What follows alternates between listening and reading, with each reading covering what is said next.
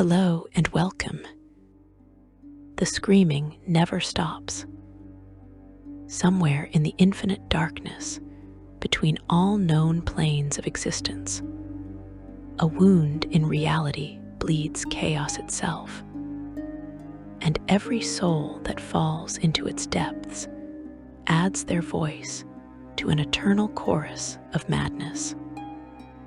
You have heard whispers of this place in forbidden texts, seen its mark on those who returned broken from its embrace, and perhaps you have felt its pull in your darkest moments. Tonight, we descend together into the most terrifying realm in all the multiverse, where evil is not merely a concept, but a living, breathing force that hungers without end. Section 1. The nature and structure of the infinite layers.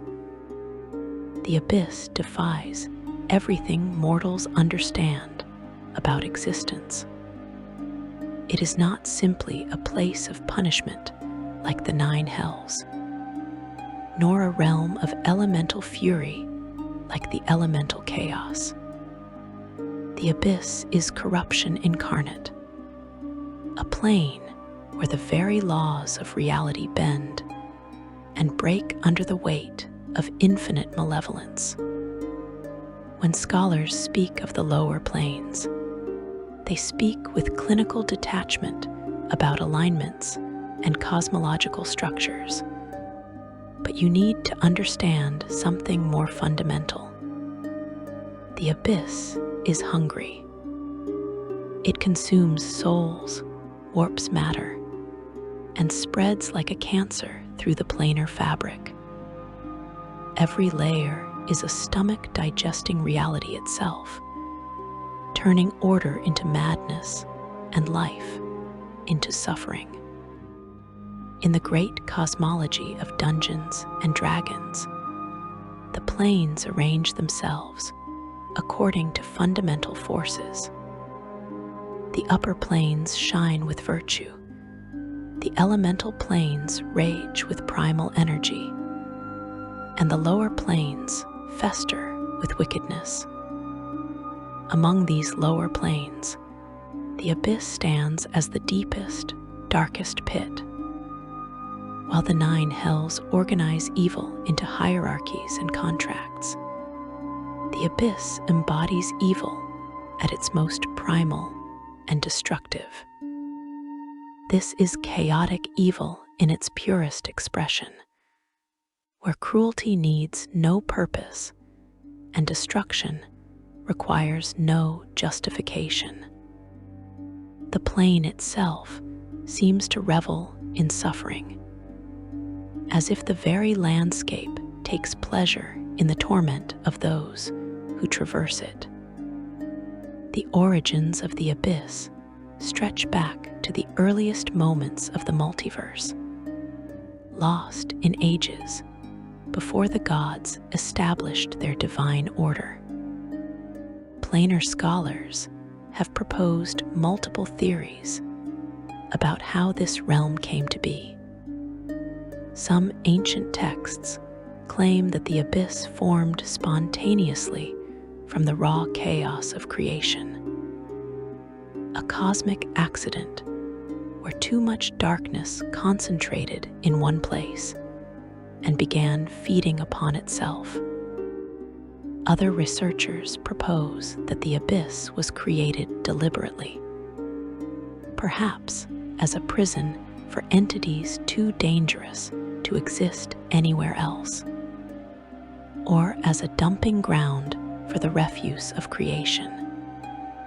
Based on what we know from surviving records, the truth likely encompasses elements of both theories, suggesting that when the multiverse was young and the boundaries between planes were still forming, chaos and evil mixed in a catastrophic confluence that created a self-perpetuating wound in reality.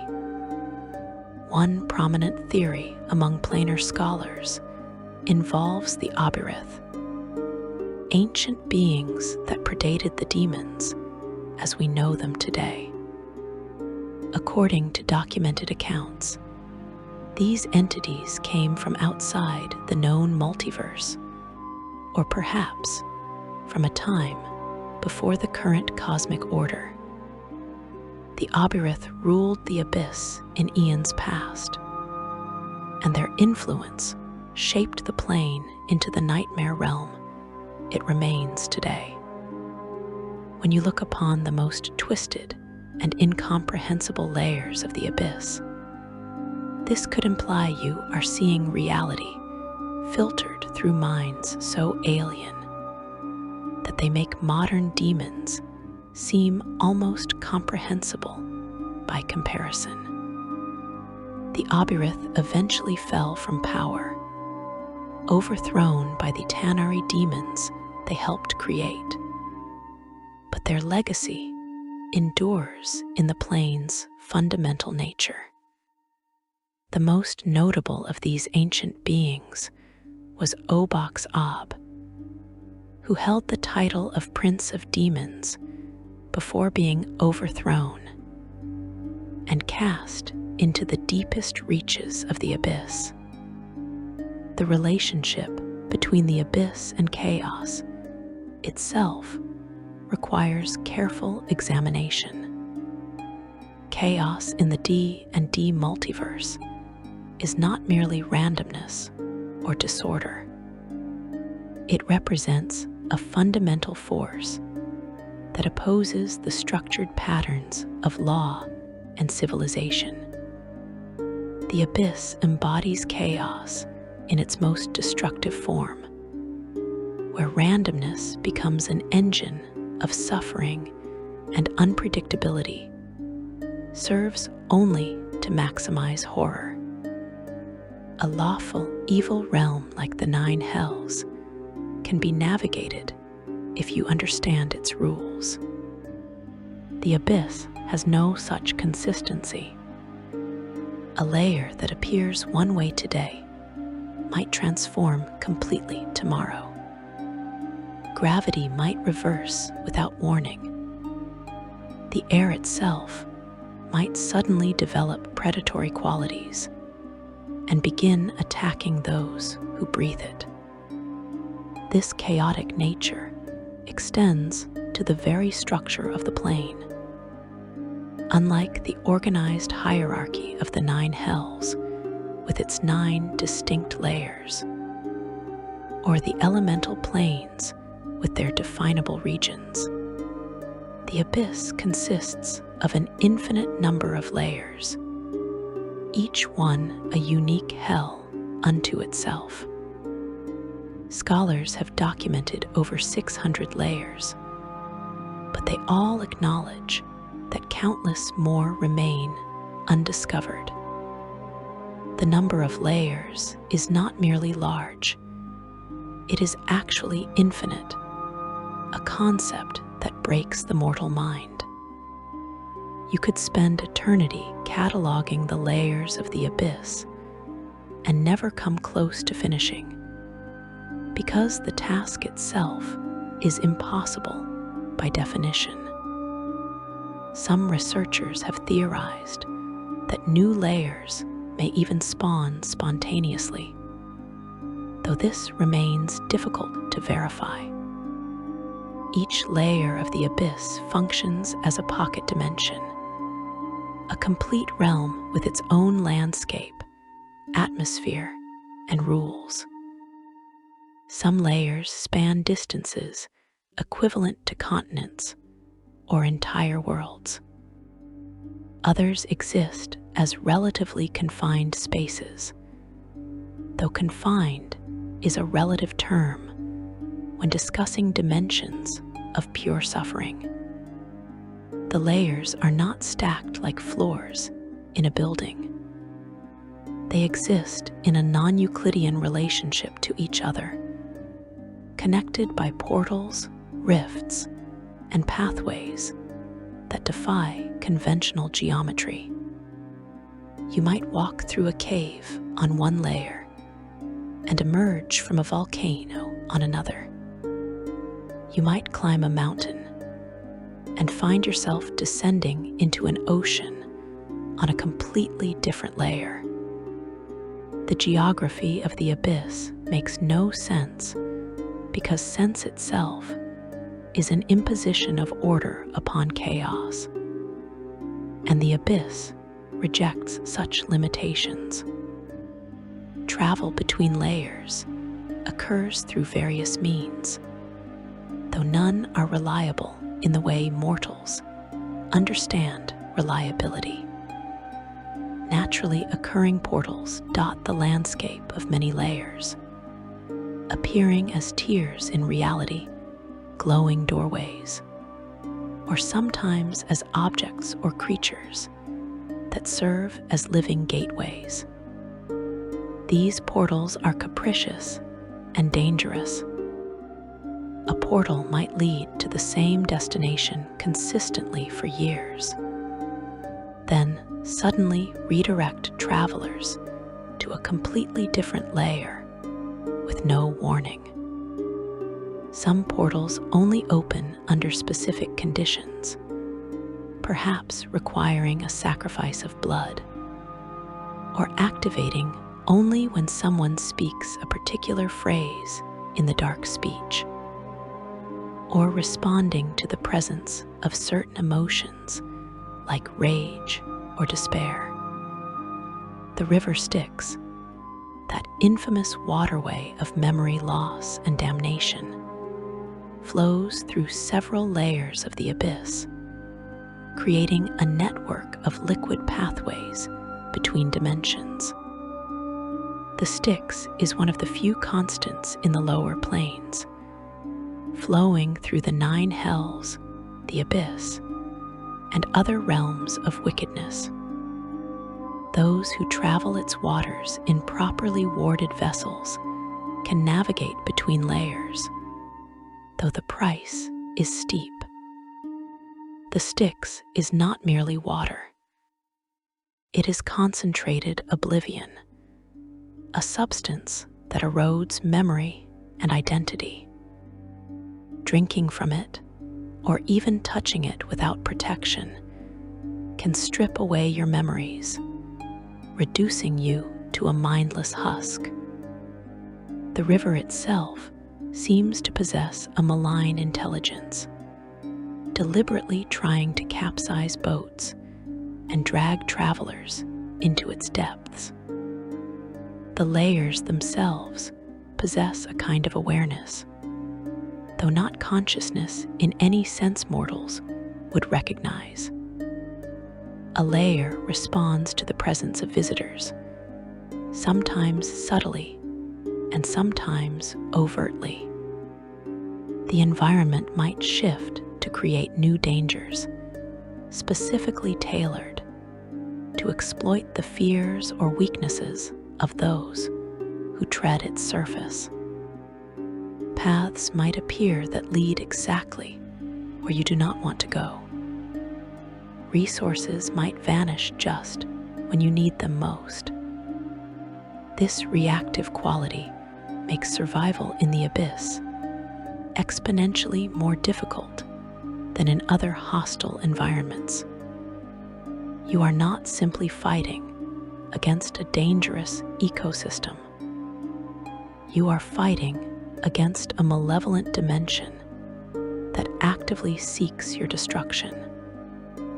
The numbering system for layers, while useful for cataloging and reference, reveals certain patterns in how the abyss has been explored and documented.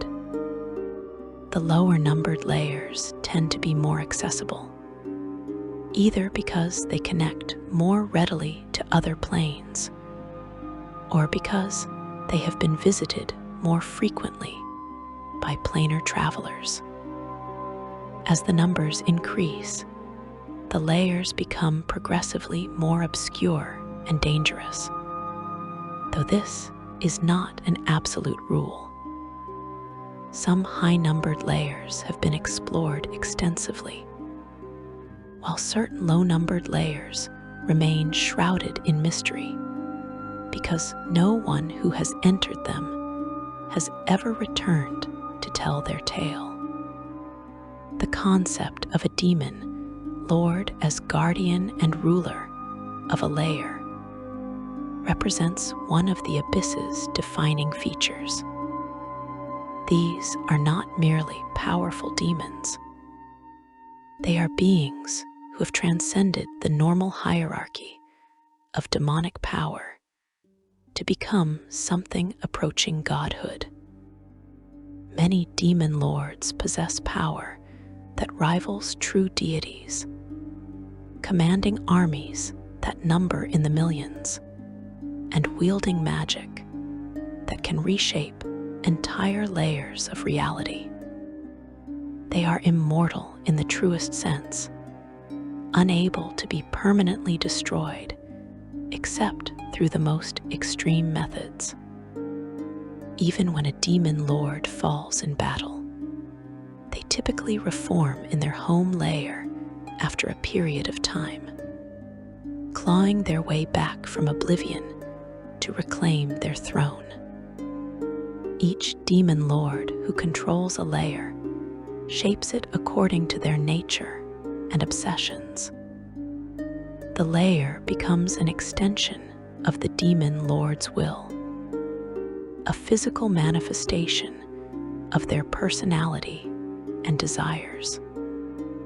When Demogorgon, the prince of demons, claims a lair, it becomes a place of madness and savage violence, where reality itself seems to scream in two voices. When Orcus, the demon prince of undeath, holds dominion, the lair transforms into a necropolis, a realm where death is not an ending, but a beginning of eternal suffering. The lair and its lord are intrinsically connected, each influencing the other in a relationship that mortal minds struggle to comprehend. The process by which a demon lord claims a lair varies, depending on the specific circumstances and the demon involved.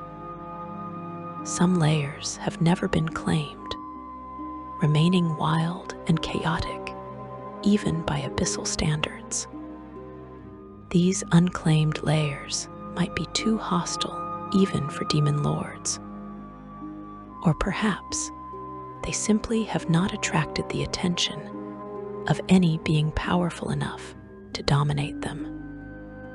Other lairs change hands regularly, becoming battlegrounds where demon lords fight for dominance. The victor claims the lair and reshapes it, only to lose it again when a rival gains the upper hand. This constant warfare over territory is part of the abyss's essential nature. Chaos fighting against chaos in an endless cycle of violence. The relationship between a demon lord and their lair goes beyond simple rulership. The demon lord does not merely live on the lair. They are part of it in a fundamental sense. Their essence permeates the very substance of the realm. When they exert their will, the lair responds, terrain shifting and creatures spawning to serve their purposes. This connection grants demon lords incredible power within their domains. They cannot easily be killed on their home lair, and even if defeated, they regenerate much faster than they would elsewhere. The lair itself fights to protect its lord, creating obstacles for invaders and advantages for defenders. But this connection also creates vulnerability. A demon lord separated from their lair for an extended period grows weaker, cut off from the source of much of their power. This is why demon lords rarely venture far from their domains for long, and why invasions of abyssal layers are so dangerous. You are not simply fighting a powerful demon. You are fighting a demon who controls the very ground beneath your feet, who can summon reinforcements from the substance of reality itself, who can reshape the battlefield with a thought. The layer is both fortress and weapon, making demon lords nearly impossible to defeat on their home ground. The political landscape of the abyss, such as it is, revolves around the demon lords and their endless schemes. Alliances form and dissolve with bewildering speed. A demon lord might work with rivals to defeat a common enemy, then immediately turn on their former allies. Treaties and pacts hold no weight, as demons have no honor and no compulsion to keep their word. Trust is not merely rare in the abyss, it is fundamentally impossible. Every interaction carries the potential for betrayal, and indeed, betrayal is expected and even respected as a sign of proper demonic behavior. The hierarchy among demon lords is fluid and contested. Demogorgon claims the title Prince of Demons, and his raw power gives weight to this claim. But Orcus, Graz'zt, and other demon lords refuse to acknowledge his supremacy. Each believes themselves worthy of ruling the abyss entirely, and each schemes toward that goal. This internal conflict prevents any single demon lord from achieving total dominance, creating a chaotic balance of power where dozens of demon lords control their individual layers while constantly plotting against each other. The result is a plane in perpetual warfare, with demon armies clashing across layers and demon lords personally battling in conflicts that reshape entire dimensions. Beneath the demon lords, a complex hierarchy of lesser demons maintains some semblance of structure on individual layers. Demon princes and powerful demons serve as generals and governors, commanding specific regions or armies in their lord's name. These lesser princes might control portions of a layer, maintaining their own fortresses and territories as vassals to the supreme demon lord. But loyalty is a flexible concept among demons. A demon prince might serve faithfully for centuries, then suddenly betray their lord if opportunity presents itself. Such betrayals rarely succeed, as demon lords do not achieve their position by being easy to overthrow, but the attempts are constant. The layers themselves can be categorized in various ways, though no classification system captures the full complexity of the abyss. Some layers are primarily wilderness, vast expanses of hostile terrain inhabited by monsters and lesser demons.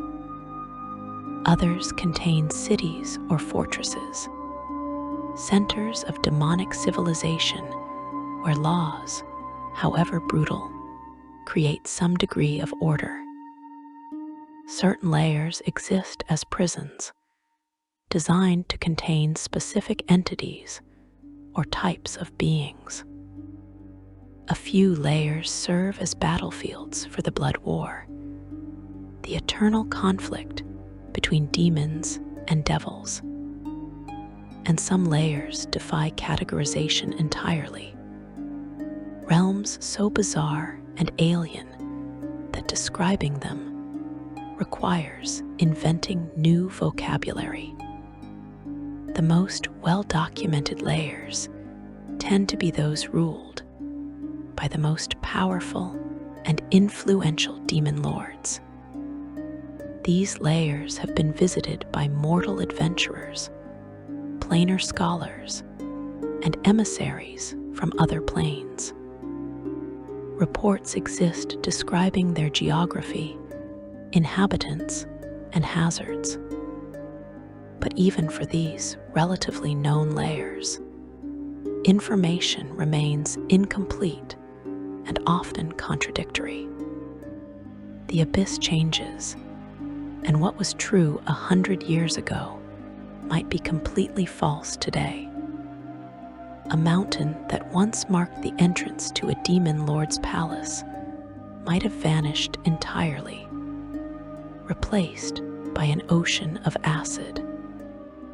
A city that housed millions might have been destroyed in a demonic war, leaving only ruins haunted by things that feed on memories of the dead. For the vast majority of layers, no reliable information exists at all.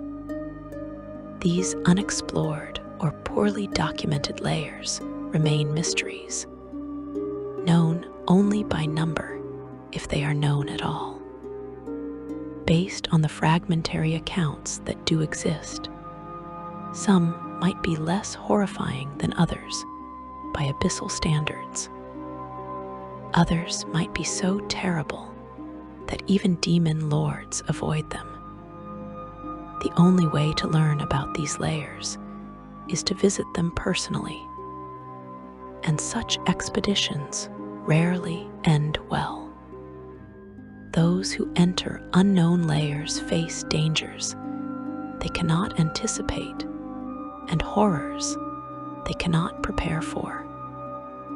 Most never return, and those who do often return changed, broken in body or mind or soul. The relationship between the material plane and the abyssal layers creates particular concerns for mortal civilizations. Under normal circumstances, the planes remain separated by barriers of reality, preventing the horrors of the abyss from spilling freely into mortal worlds. But these barriers are not impregnable. Cultists perform rituals to weaken the boundaries, creating portals through which demons can emerge. Natural thin points in reality, places where the planar fabric has worn thin, provide opportunities for abyssal incursions. During certain cosmic events, when the stars align in particular configurations, or when specific prophecies reach fulfillment, the barriers might weaken across large areas, allowing entire demon armies to pour through. When such incursions occur, the results are catastrophic. Demons do not conquer in the manner of mortal armies. They do not establish governance or extract tribute.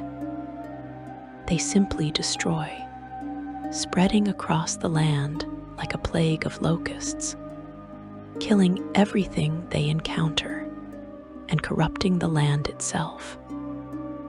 The soil where demons tread becomes barren and poisonous. Water sources turn brackish and foul. The very air takes on a sulfurous quality that chokes living lungs. Plants wither and die, and those that survive become twisted mockeries of their former selves.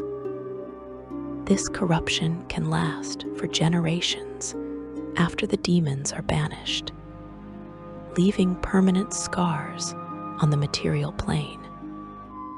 Understanding the layers of the abyss requires accepting that complete understanding is impossible. The infinite nature of the plane means that no matter how much you learn, infinitely more remains unknown. Every documented layer is one tiny grain of sand on an infinite beach. Every demon lord whose name you know is one voice in an infinite chorus of screaming darkness. The abyss cannot be fully mapped, cannot be completely cataloged, cannot be truly comprehended. It simply is, infinite and eternal, a wound in creation that will never heal.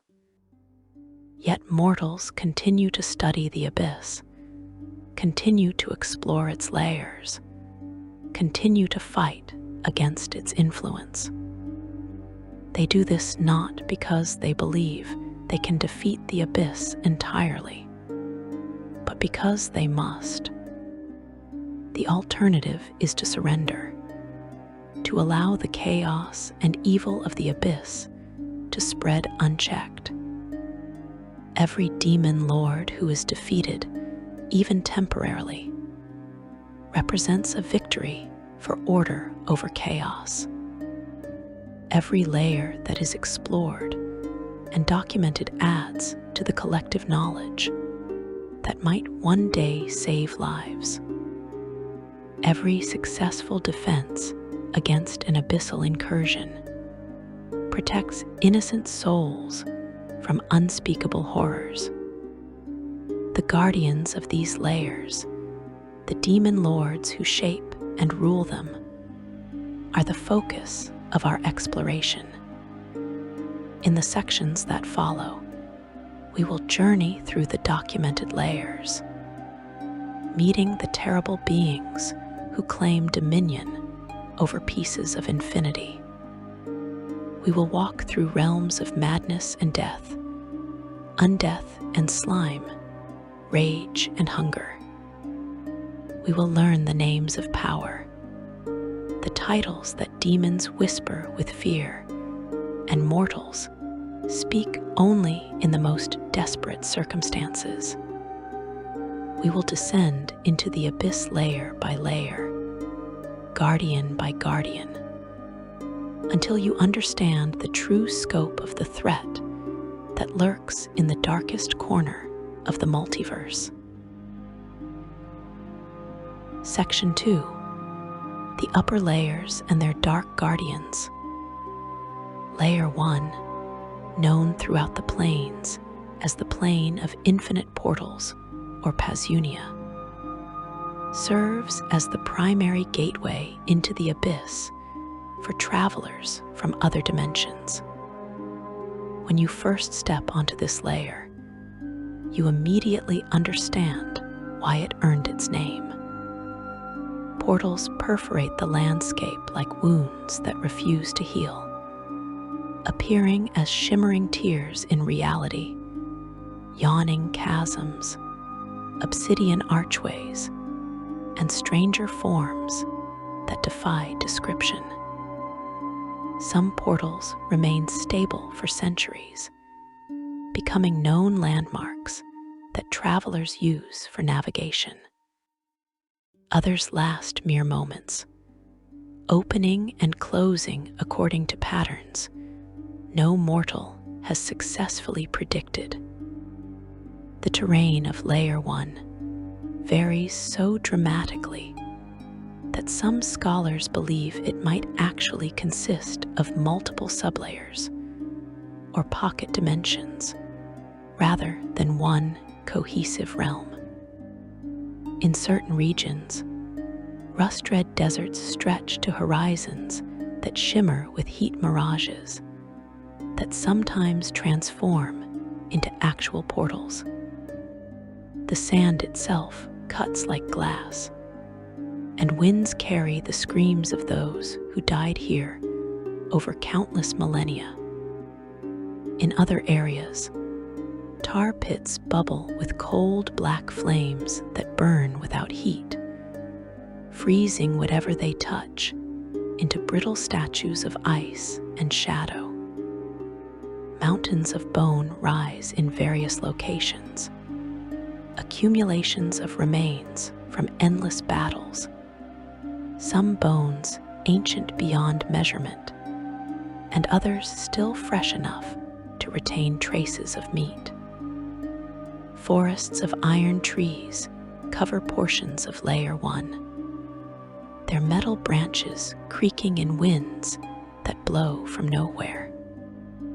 These trees do not grow in any conventional sense, but rather erupt from the ground fully formed, pushing through soil that consists more of ash and crushed bone than earth.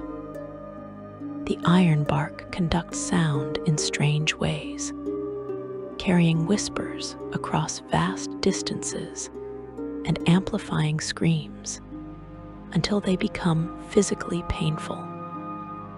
Creatures that inhabit these forests have adapted to the metallic environment, developing iron-hard hides and the ability to navigate by the strange harmonics that resonate through the trees. No single demon lord claims dominion over all of Layer 1. The layer is simply too vast and too important strategically for any one power to control completely. Instead, various demon lords maintain fortresses, strongholds, and territories on this layer, using it as a staging ground for their armies and as a buffer zone between their true domains and the outside multiverse. The Obirith Pazuzu, prince of the lower aerial kingdoms, claims dominion over the airspace of the layer, though his control remains contested. These territories shift constantly as demon lords war with each other. Alliances form and collapse, and new powers rise to challenge established lords. A fortress that belonged to one demon lord today might be held by another tomorrow, its previous owner destroyed or driven off to lick their wounds in some deeper layer. The city of Zelator occupies a unique position in the politics of Layer 1, though technically it exists on layers 45 through 47. Graz'zt maintains portals connecting Zelator to strategic locations on Layer 1, allowing his forces to move quickly between layers. These portals are guarded jealously, as control of transit between layers translates directly to military and economic power. Merchants who can safely navigate between layers grow wealthy trading goods that are common on one layer, but rare on another. Demon lords who control major portal nexuses can tax this trade or deny passage to rivals, making portals into weapons as potent as any army. Among the notable guardians who maintain presences on Layer 1, Frazerblu deserves particular mention. The Prince of Deception rules Layer 176, but he maintains multiple strongholds on Layer 1 to facilitate his schemes. Frazerblu appears as a massive 12-foot-tall demon with enormous feathered wings, clawed hands, and a staff that can reshape reality. Unlike demon lords who favor direct violence. Graz'zt prefers to corrupt through lies and illusions.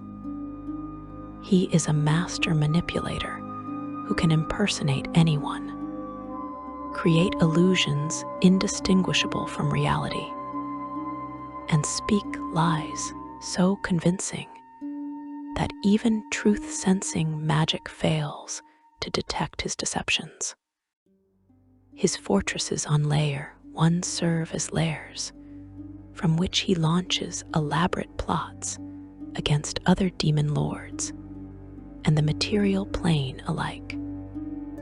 Visitors to these fortresses report environments that constantly shift and change, where nothing is as it appears, and trust becomes impossible.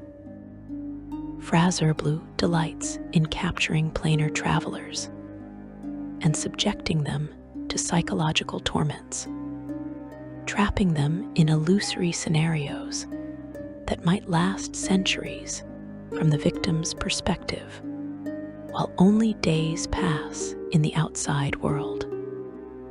Those who escape his clutches often find themselves unable to trust their own perceptions, never certain whether they truly escaped or merely experience another layer of illusion. Moving to Layer 23, we encounter the Iron Wastes, also known as the Ice Wastes, a frozen hell ruled by Graz'zt, the demon prince of wrath. This layer exists in perpetual winter, a realm where howling blizzards rage across landscapes of ice and stone. Temperatures drop so low that exposed flesh freezes in seconds, and even magical protection offers only temporary respite from the cold. The few structures that exist here huddle in valleys and caves, built from ice blocks mortared with frozen blood, or carved from glaciers themselves. Graz'zt himself is a massive frost giant who ascended to demon lordship through rage and murder.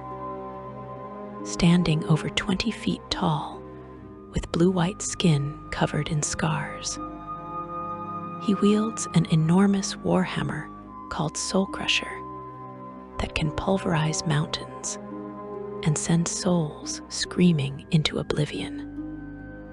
Graz'zt embodies pure, mindless rage, the fury that destroys without thought or purpose. When he enters battle, sanity abandons him completely. He becomes a force of destruction, smashing everything in reach until nothing remains standing. His court consists primarily of frost giants, demons, and other creatures adapted to extreme cold.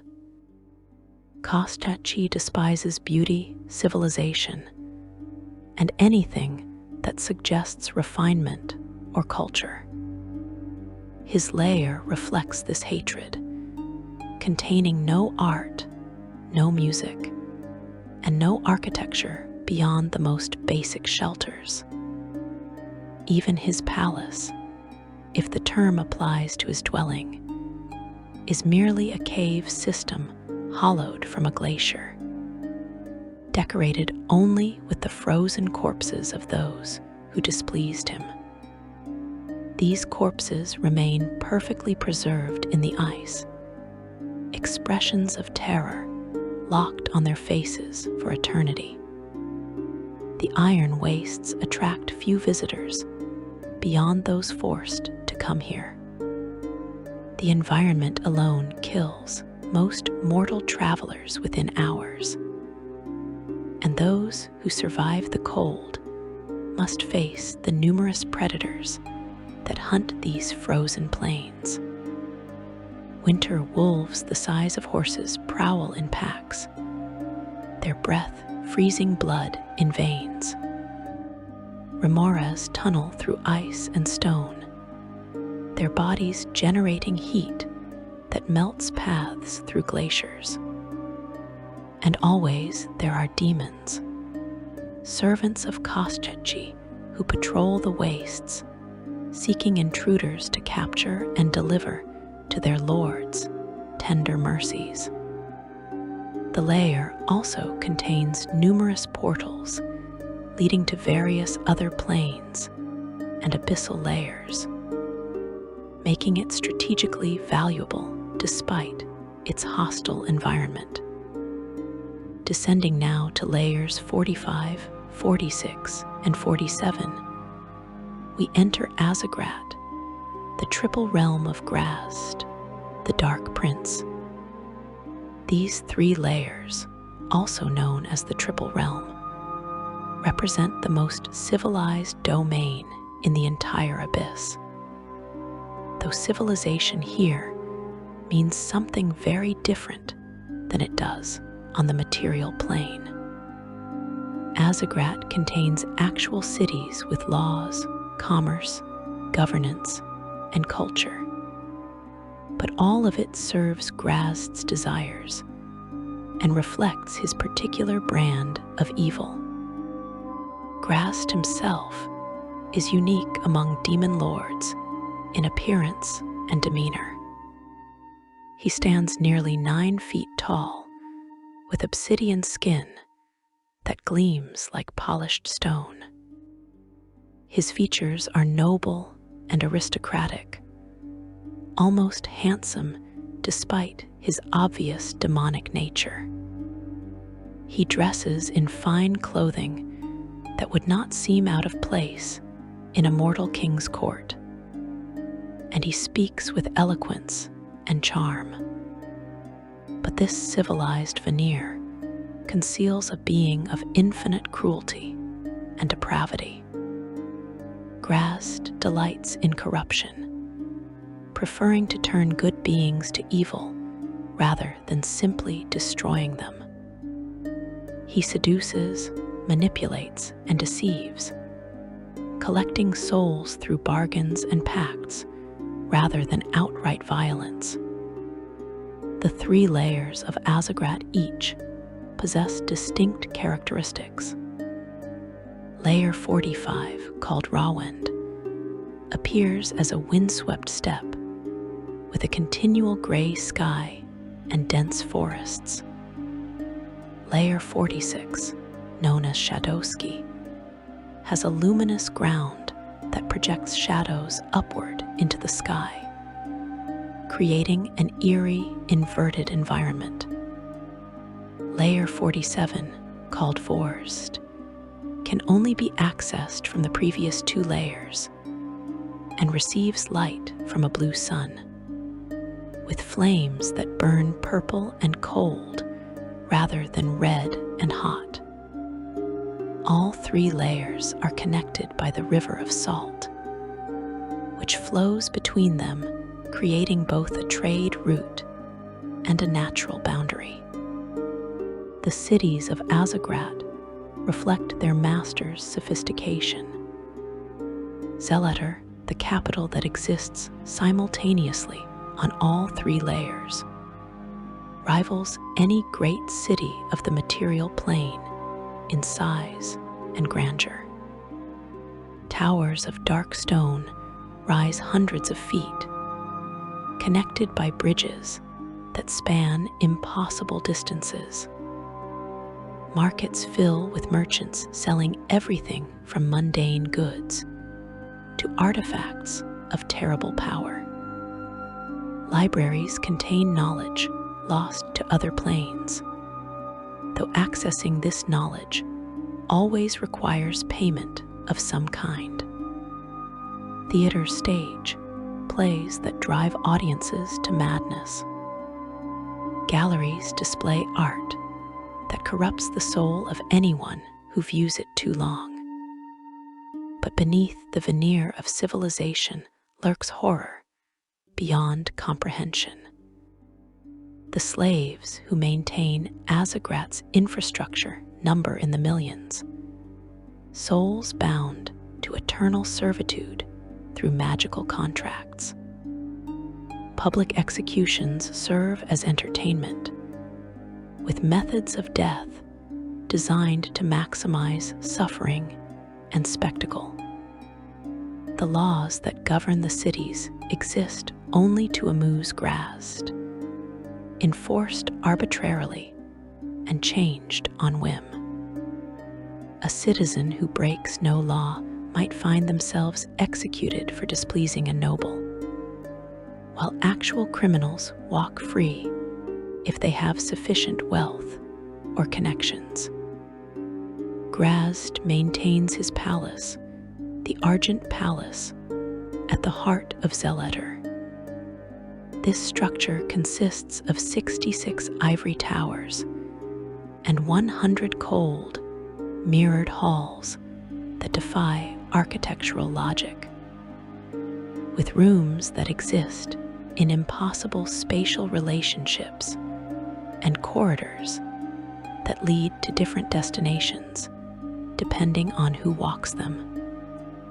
The palace is visible from anywhere in Zeletter regardless of which layer the observer looks from, suggesting it exists partially outside normal space.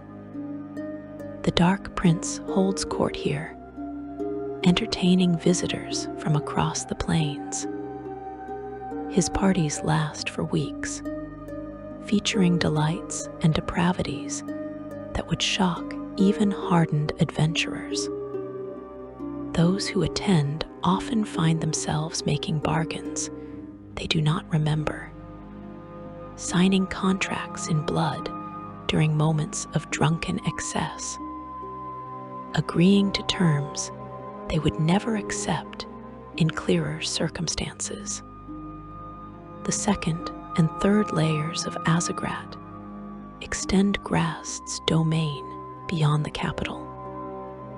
Based on available accounts, Layer 46 contains much of the military might of Azagrat, with training grounds where demon armies drill in formations uncharacteristic of chaotic evil creatures.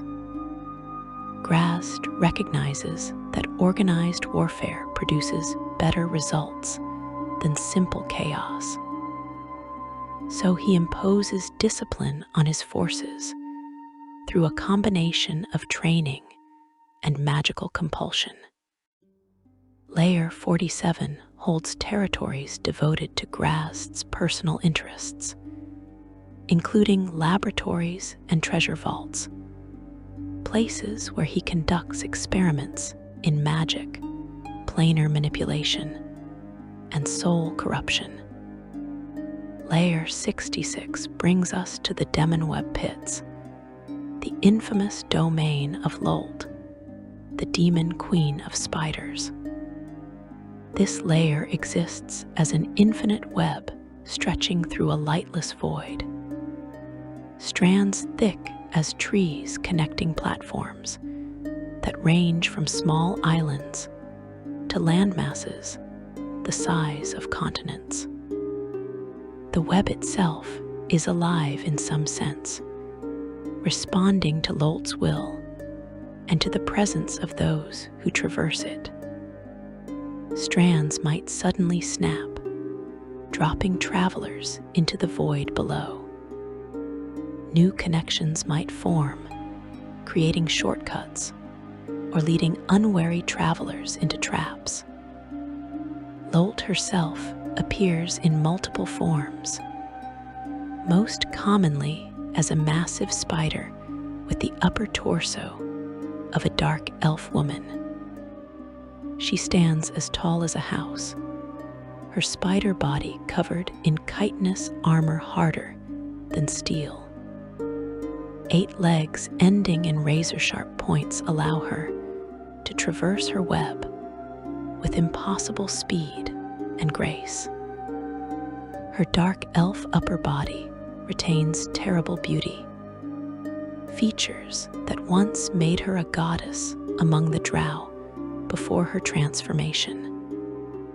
She speaks with honey-sweet words that conceal poisonous intentions, weaving webs of intrigue as easily as her physical form weaves silk. The platforms suspended in Lolt's web contain varied environments, some stolen from other planes or created through her divine power. Some platforms hold cities of dark elves who worship Lolt as goddess, conducting their matriarchal societies according to her cruel doctrines.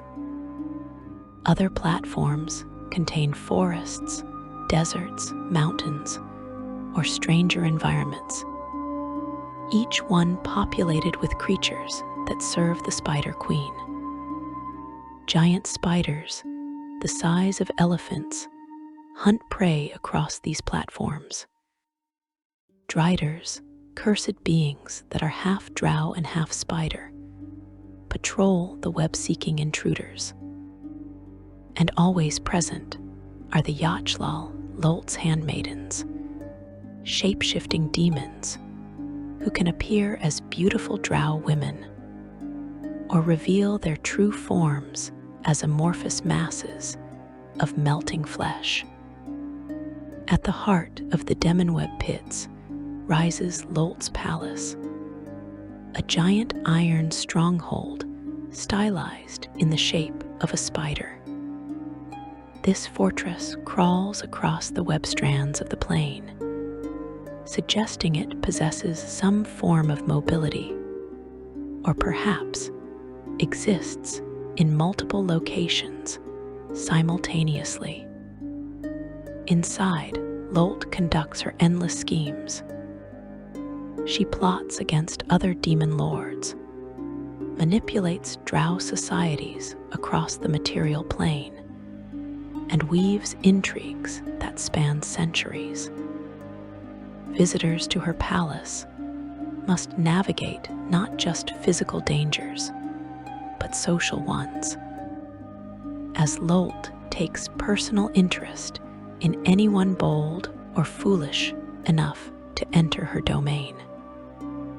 Lolt's relationship with the drow makes her unique among demon lords. While most demon lords interact with mortals primarily through cultists and servants, Lolt serves as the active deity of an entire race. Drow societies organize themselves around worship of the Spider Queen, priestesses gaining divine power through devotion to her. This arrangement gives Lolt influence on the material plane that exceeds even more powerful demon lords. She can act through millions of worshippers, her will expressed through prophecies, visions, and direct communication with her favored priestesses. Lolt also maintains influence over Layer 65, called the Court of the Spider Queen, extending her domain across multiple layers. The politics of the Demonweb pits mirror drow society, filled with betrayals, assassinations, and constant jockeying for position.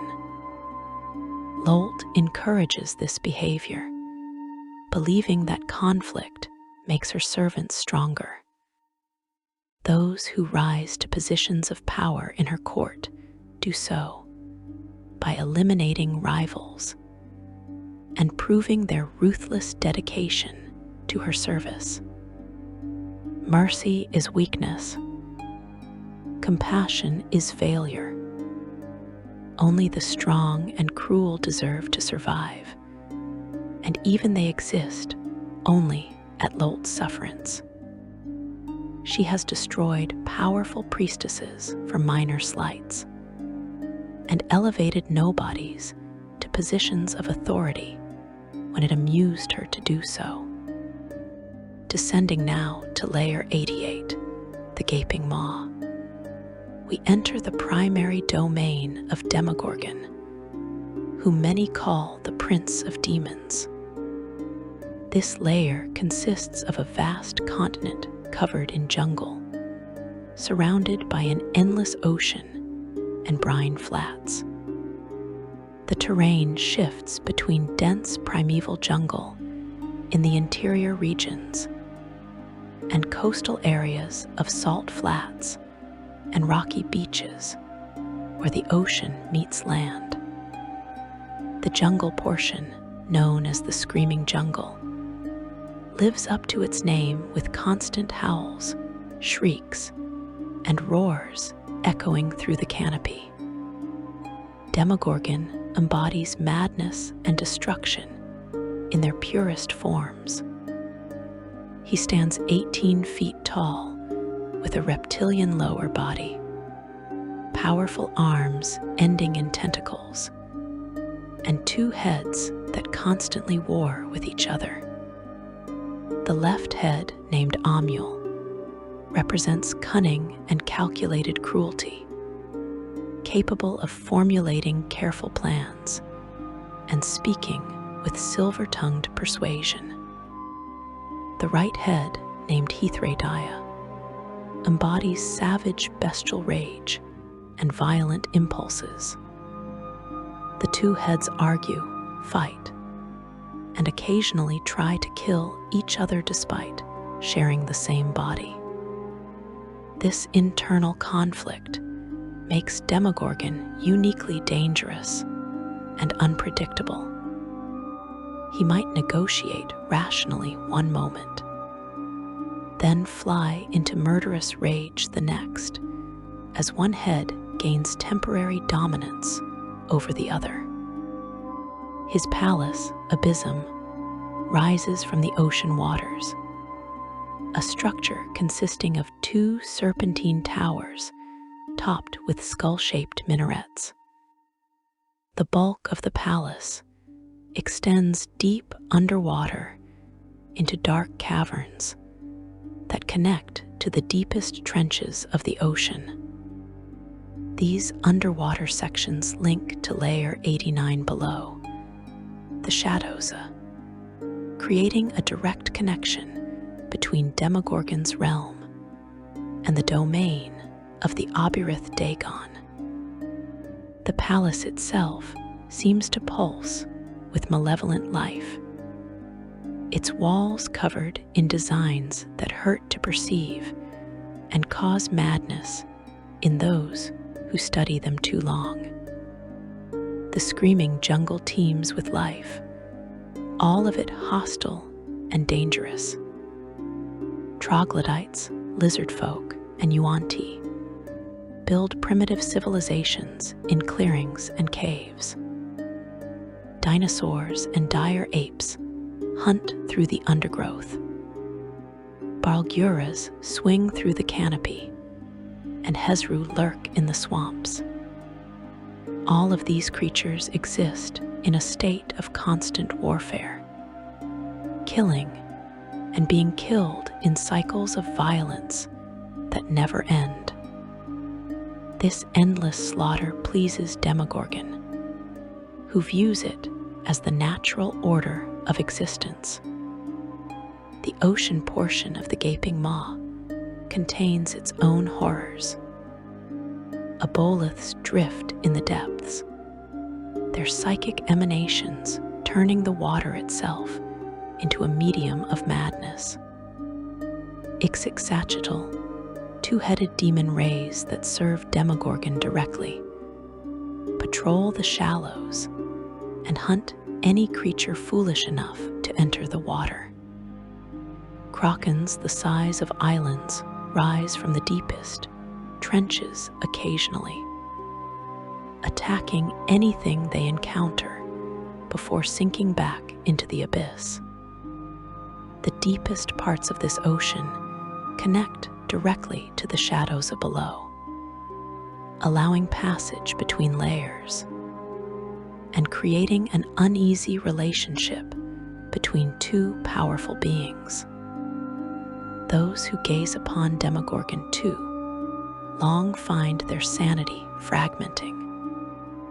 The sight of him triggers something primal in mortal consciousness, a terror so profound that minds break rather than process it.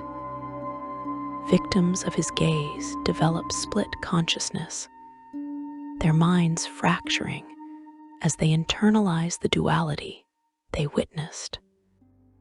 Some go catatonic, frozen in place as their thoughts war with themselves. Others become violent, turning on allies and enemies alike in fits of madness. Only the strongest-willed individuals can look upon the prince of demons and remain intact. And even they carry psychological scars that never fully heal. Directly beneath the gaping maw lies Layer 89, the Shadow'zt domain of Dagon, the Obirith prince of the darkened depths. This layer exists as a natural extension of Demogorgon's ocean realm, connected through the deepest trenches and underwater passages. The relationship between these two layers creates a unique situation where the boundary blurs, with certain regions belonging ambiguously to both demon lords or contested between them.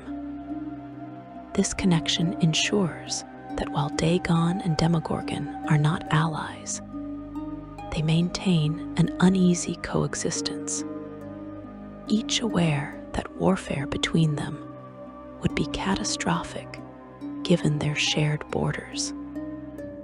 The Shadow'zt consists entirely of water, an endless ocean with no surface in the conventional sense, just water extending infinitely in all directions and downward into depths that may be truly bottomless.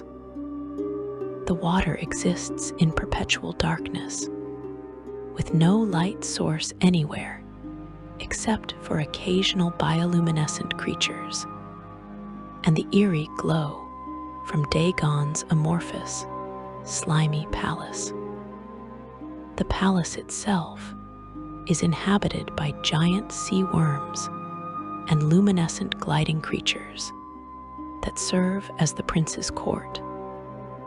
The structure shifts and flows like the water around it, never maintaining a consistent form, making navigation through its halls nearly impossible for those not adapted to aquatic life. Dagon appears as a massive hybrid of fish and demon, his lower body that of a monstrous shark or whale, while his upper body combines humanoid and piscine features in disturbing ways. He stands over 30 feet tall when he rises from the water, covered in scales harder than steel and slick with mucus that makes him nearly impossible to grapple. His mouth contains rows of teeth like daggers, and his eyes are dead black orbs that reflect no light. Unlike many demon lords who rage and scheme with obvious passion, Dagon exhibits a cold, patient intelligence. He plots in terms of geological time scales, willing to wait millennia for his plans to bear fruit. This patience, combined with his Obirith nature, makes him fundamentally different from the Tanar'ri demon lords who dominate most of the abyss. The Shadow'zt serves as home to aquatic demons and aberrations, adapted to the extreme environment. Wastroliths have free reign of the depths, as do roaming gigantic, half-alive, shapeless clouds of discolored pollution that strip the flesh from anything that enters them.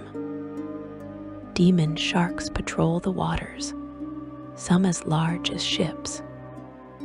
Aboleth colonies exist throughout the realm, their psychic emanations turning the water itself into a medium of madness.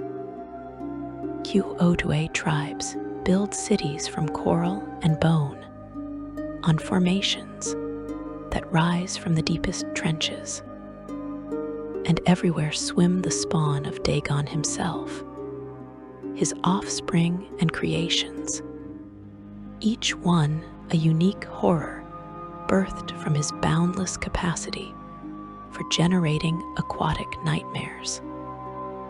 Dagon's influence extends to oceans throughout the multiverse.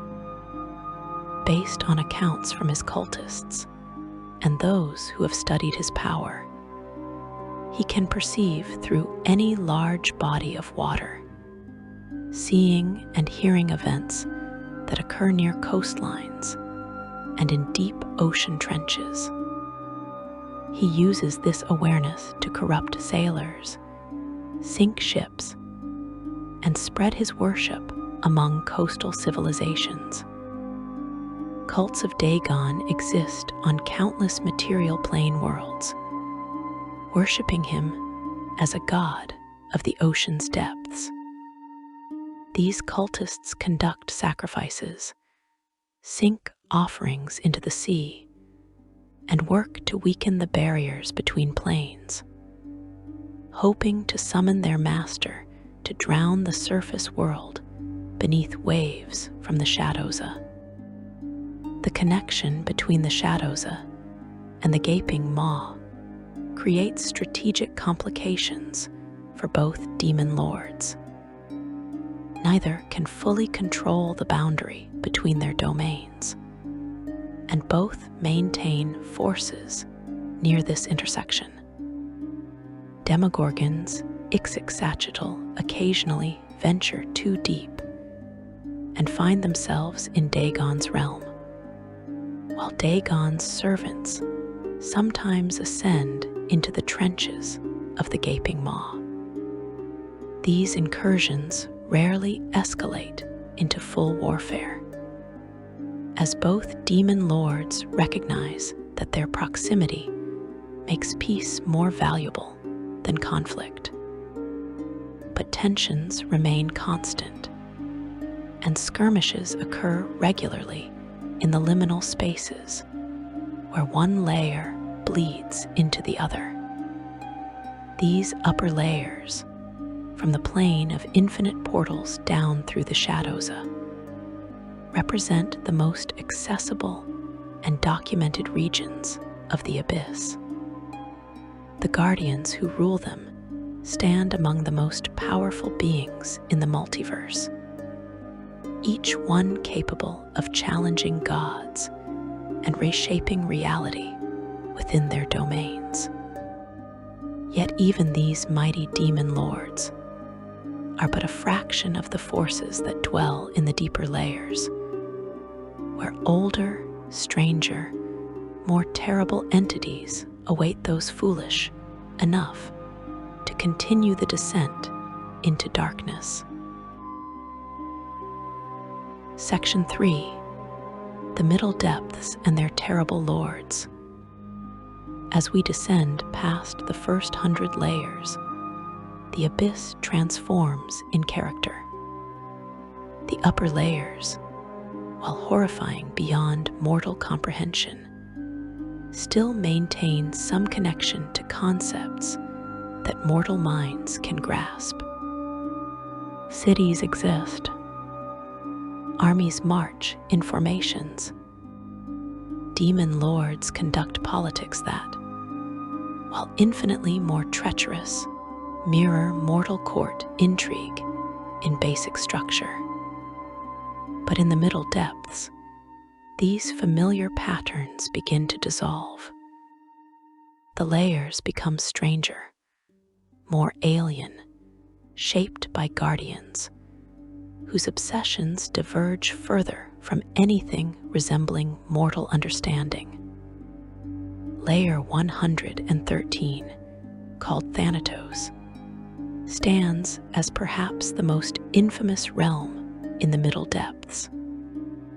This is the primary domain of Orcus, the demon prince of undeath, a being whose name mortals speak in hushed whispers when they speak it at all. Thanatos appears as a dead and dying world, a realm where nothing grows and everything rots in slow motion. The sky hangs gray and lifeless, neither day nor night, but an eternal twilight that drains hope from living things. The sun, if it can be called that, appears as a bloated red orb that provides no warmth, merely casting wan light across landscapes of ash and bone. The ground of Thanatos consists of compressed bone dust, the remains of trillions of beings who died here over countless eons. In some places, this material has compacted into a substance like stone, white and brittle. In others, it remains loose, forming drifts through which you might wade waist-deep, breathing in particles of the dead with every breath. The air itself tastes of decay, thick with the smell of rot that never quite resolves into active decomposition. Everything here exists in a state between life and death, trapped in eternal transition. The layer also experiences extreme cold, with frozen regions scattered across its surface, making it a realm of both decay and preservation. Vast necropolises dot the landscape of Thanatos, cities of tombs and mausoleums that stretch for miles. These structures vary wildly in architectural style, representing death traditions from countless cultures across the multiverse. Pyramids tower beside columbaria. Burial mounds sit near cremation temples. Bone ossuaries connect to elaborate catacomb systems. Every civilization that ever existed has some representation here, as if Thanatos collects death itself from across reality. The undead vastly outnumber the living on this layer, with zombies, skeletons, ghouls, wraiths, and worse, shuffling through the streets of these dead cities in mockery of life. Orcus himself rules from Everlast, his fortress palace located in the Bone Meal Desert, known as Oblivion's End, north of a vast mountain chain called the Final Hills that cuts across the layer. This structure defies description in its sheer scale and malevolence. Built from obsidian and bone, it rises for miles, with walls that seem to grow from the desert itself. The palace consists of numerous halls and chambers, including vast throne rooms where Orcus receives visitors and conducts his dark rituals. Towers emerge from the main structure like horns, each one housing thousands of undead servants. Gates fashioned from the remains of powerful creatures provide entry points guarded by lich lords and death knights who serve Orcus absolutely. The demon prince of undeath himself stands over 15 feet tall, a bloated ram-headed creature with goat legs, bat wings, and a long tail covered in bony spikes. His body combines the worst aspects of corpulent decay and demonic power at once repulsive and terrifying. In his clawed hand, he carries the wand of Orcus, perhaps the most feared artifact in the multiverse. This staff, topped with a human skull, can slay with a touch and animate the dead with a gesture. The skull atop the wand is said to belong to a god Orcus killed in ancient times, its divine essence trapped and corrupted to serve his will. Orcus dreams of godhood, specifically of displacing the existing gods of death and becoming the supreme deity of mortality and undeath. He has come close to achieving this goal on multiple occasions, his plots spanning millennia and encompassing entire material plane worlds. On some worlds, he has succeeded temporarily, killing or exiling the native death deities and claiming their portfolios. But the other gods always unite eventually to cast him down, unable to tolerate his perversion of death's natural role. Each defeat only strengthens Orcus's resolve, driving him to craft ever more elaborate schemes. Thanatos itself serves as the staging ground for these plots, with countless undead and demons preparing for invasions of other planes. The relationship between Orcus and Demogorgon defines much of abyssal politics in the middle depths. These two demon princes hate each other with intensity that transcends normal enmity. Their war has raged for eons, fought through proxies, direct battles, and elaborate plots.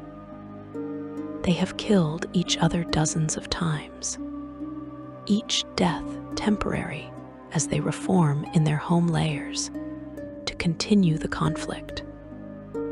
Neither can achieve permanent victory, but neither will ever surrender.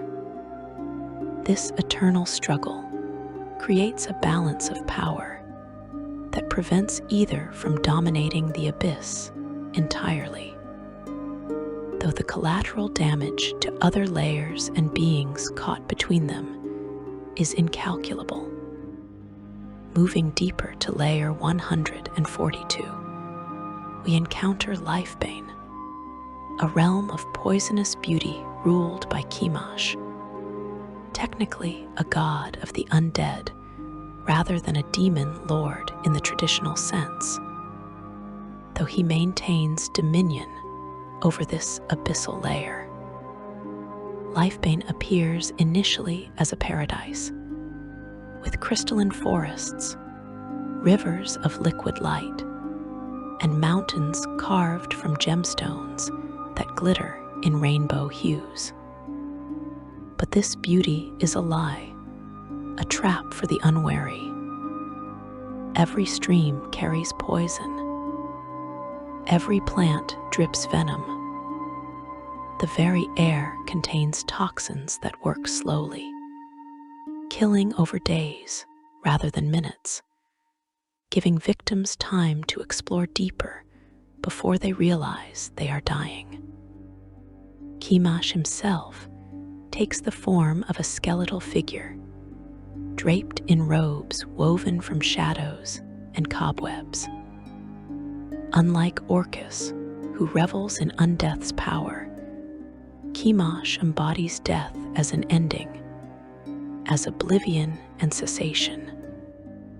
He seeks not to create undead armies, but to spread death itself, to end all life and extinguish all consciousness. His philosophy embraces nihilism in its purest form. Nothing matters because everything ends. Existence itself is suffering that only death can cure, He preaches this doctrine to any who will listen, converting mortals to his death cult with promises of release from life's pain. The inhabitants of Lifebane reflect their master's obsession with death. Poisonous creatures of every variety thrive here, from serpents, whose venom can kill gods, to insects, whose bite causes victims to age centuries in seconds. Plants move with predatory intelligence, reaching out to inject toxins into anything that passes within range. Even the undead that serve Kimash carry poisons, their touch causing necrosis that spreads like wildfire through living flesh. This layer serves as a testing ground for new forms of death, with Kimash constantly creating novel poisons and diseases to unleash upon the multiverse. Those who worship him on the material plane receive these gifts, spreading plagues and toxins in his name. Descending further to layer 222, we find Shedakla, also known as the Slime Pits or the Rotting Plain, a layer unique in that it is shared by two demon lords, Juiblix, the Faceless Lord, and Zugtmo, the demon queen of fungi. This dual-layer realm exists with a clear division of territory. The surface is overrun by fungi and plant creatures under Zugtmo's dominion, while the underground corollary is infested with oozes and slimes that serve Juiblix. This arrangement creates a tenuous alliance between two demon lords, united in their love of decay and corruption, but each maintaining distinct domains. The surface of Shedakla, Zugtmo's domain, consists of one vast, flat expanse covered in fungal growth of every conceivable type. Mushrooms the size of trees grow in dense forests. Molds and lichens carpet the ground in patterns of revolting colors. Slime molds flow across the landscape like glaciers of living decay. The air hangs thick with spores that cause hallucinations, mutations, and death, depending on which variety you inhale. Even breathing requires protective magic, as unfiltered air contains enough fungal matter to colonize your lungs within minutes. Zugtmo herself appears as a humanoid figure formed entirely from fungus, her body shifting and changing as different types of growth compete for dominance. Zugtmo's goals align with Juiblix's in their shared appreciation for decay, though her methods differ. She dreams of a multiverse where all life has been transformed into fungus, where nothing exists but endless growth and decay in fungal form. To this end, she sends her servants to other planes, cultists who spread her spores and work toward triggering fungal apocalypses. Several material plane worlds have fallen to such invasions, their entire biospheres transformed into fungal wastelands that mirror Zugtmo's domain. Her palace exists as a massive growth of interconnected fungal structures, a living building that grows, dies, and regrows in constant cycles.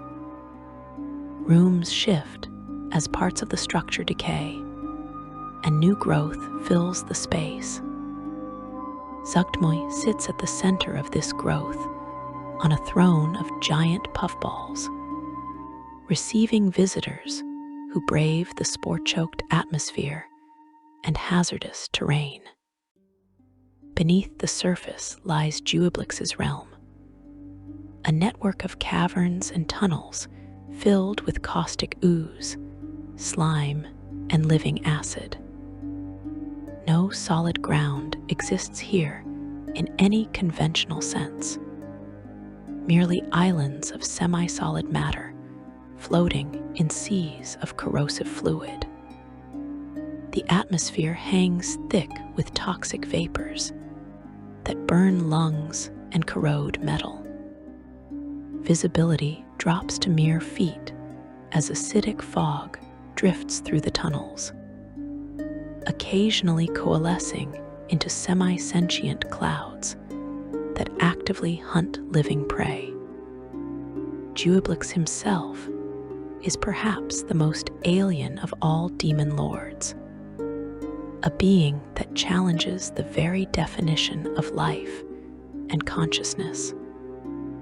He appears as a massive pool of slime and ooze, constantly shifting and changing, sometimes rising into vaguely humanoid shapes, but never maintaining any form for long. Eyes appear and disappear across his mass, each one functioning independently. Mouths form to speak, then dissolve back into the general substance of his body. He is not truly one entity, but rather a colony of countless oozes and slimes that have merged into a collective consciousness. If consciousness is even the right word for what Juoblix experiences. The faceless lord rules over all oozes, slimes, jellies, and similar creatures throughout the multiverse. They recognize him as their progenitor and master, obeying his will instinctively, even when separated from him by planar boundaries. This gives Juoblix influence that extends far beyond his lair. As oozes exist in sewers, dungeons, and caves across countless worlds, each one serves as a potential spy or agent, reporting back to their master through means that defy detection. Adventurers who battle a gelatinous cube in some forgotten dungeon rarely realize they fight an extension of a demon lord's will. Juoblix's palace, such as it is, exists as a massive pool of his own substance, a lake of the faceless lord himself, where his consciousness concentrates most densely. Visitors who somehow survive reaching this location report that the liquid speaks, voices bubbling up from below to form words in countless languages simultaneously. The pool asks questions, makes demands, and occasionally bargains, though what Juoblix wants from any interaction remains unclear. His motives are alien beyond understanding, his goals incomprehensible to minds that process reality in terms of solid forms and discrete objects. The coexistence of Juoblix and Zuggtmoy on Shedakla creates a unique dynamic. While both appreciate decay, they approach it from different perspectives. Zuggtmoy sees beauty in the cycle of growth and rot, the way fungi consume and transform. Juoblix embodies pure dissolution, the reduction of all matter to formless ooze. Based on their continued sharing of the layer, some scholars theorize they maintain their alliance, because their domains rarely overlap, with Zuchtmoy claiming the surface and Juoblix the depths. Others suggest a deeper connection exists, perhaps dating back to ancient times when the layer was first claimed. Whatever the truth, both demon lords have proven capable of cooperation when their territory is threatened, presenting a united front against invaders while maintaining their internal boundaries. Layer 422, also known as the Death Dells, belongs to Yinagu, the demon prince of gnolls. This layer exists as endless plains of yellow grass and red sand, dotted with rocky outcroppings and occasional sickly yellow-leafed trees. The sky burns with a low-hanging blood-red sun that never sets, cooking the ground to temperatures that would kill most mortals through exposure within hours. The grasses are razor sharp, cutting exposed flesh with every movement.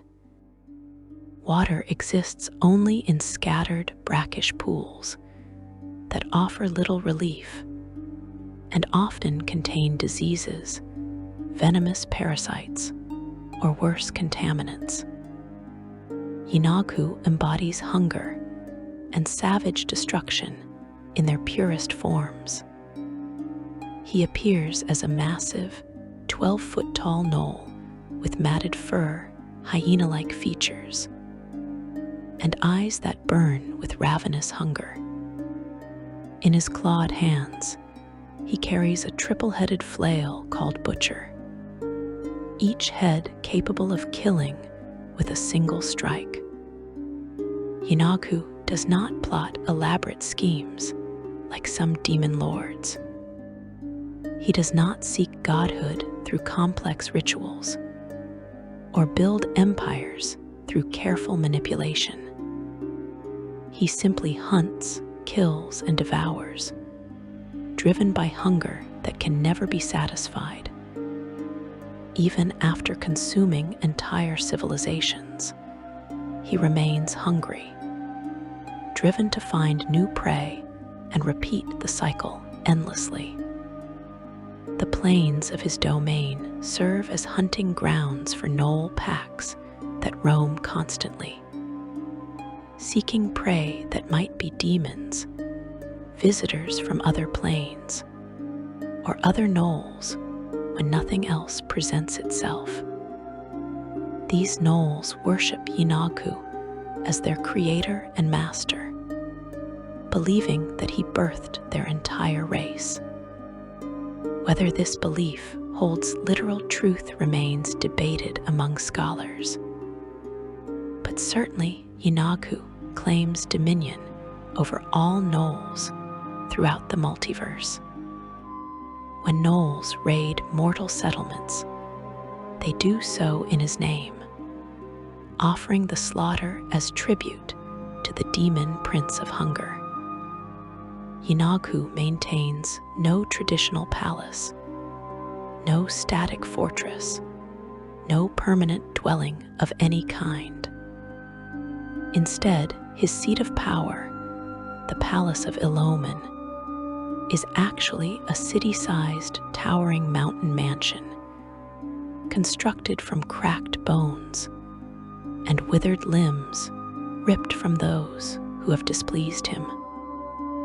This macabre monument is visible from nearly any point in the realm, and Yinagu forces an army of slaves and captured undead to drag this bony mountain around the lair, visiting all of its important sites in turn. This mobile palace ensures that Yinagu's presence is felt everywhere in his domain, a constant reminder of his savage rule. His court consists of his most powerful gnoll followers who travel with this structure, forming a roving war band that leaves devastation in its wake. The Death Dells incorporate territory that Yinaghu conquered from layer 421, the White Kingdom. This neighboring layer was once ruled by Dorsain, the king of ghouls, until Yinaghu and his savage army invaded and conquered much of it, dragging portions of that territory into his own realm. The seeping woods, twisted forests of sickly yellow-leafed trees that mark the traditional boundary of Yinaghu's influence, were once part of Dorsain's domain. Now they serve as hunting grounds where dangerous predatory ghouls and other creatures lurk, including rebellious factions that plot against Yinaghu's rule. These conquered territories remain contested, with Dorsain's remaining forces occasionally launching raids to reclaim what was lost, though they have yet to succeed in pushing Yinaghu back. The relationship between Yinaghu and Baphomet, the demon prince of beasts, whom we will encounter in the next section, deserves special mention. These two demon lords hate each other with passion, exceeding even the Orcus-Demogorgon rivalry. They war constantly, their conflicts spilling across multiple layers and dragging in other demon lords as unwilling participants.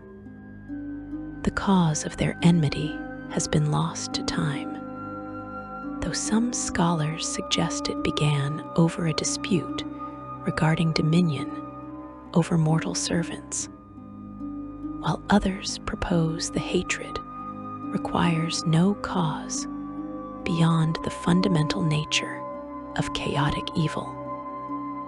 Their battles reshape entire layers, with armies of minotaurs and gnolls clashing in conflicts that leave permanent scars on the abyss itself.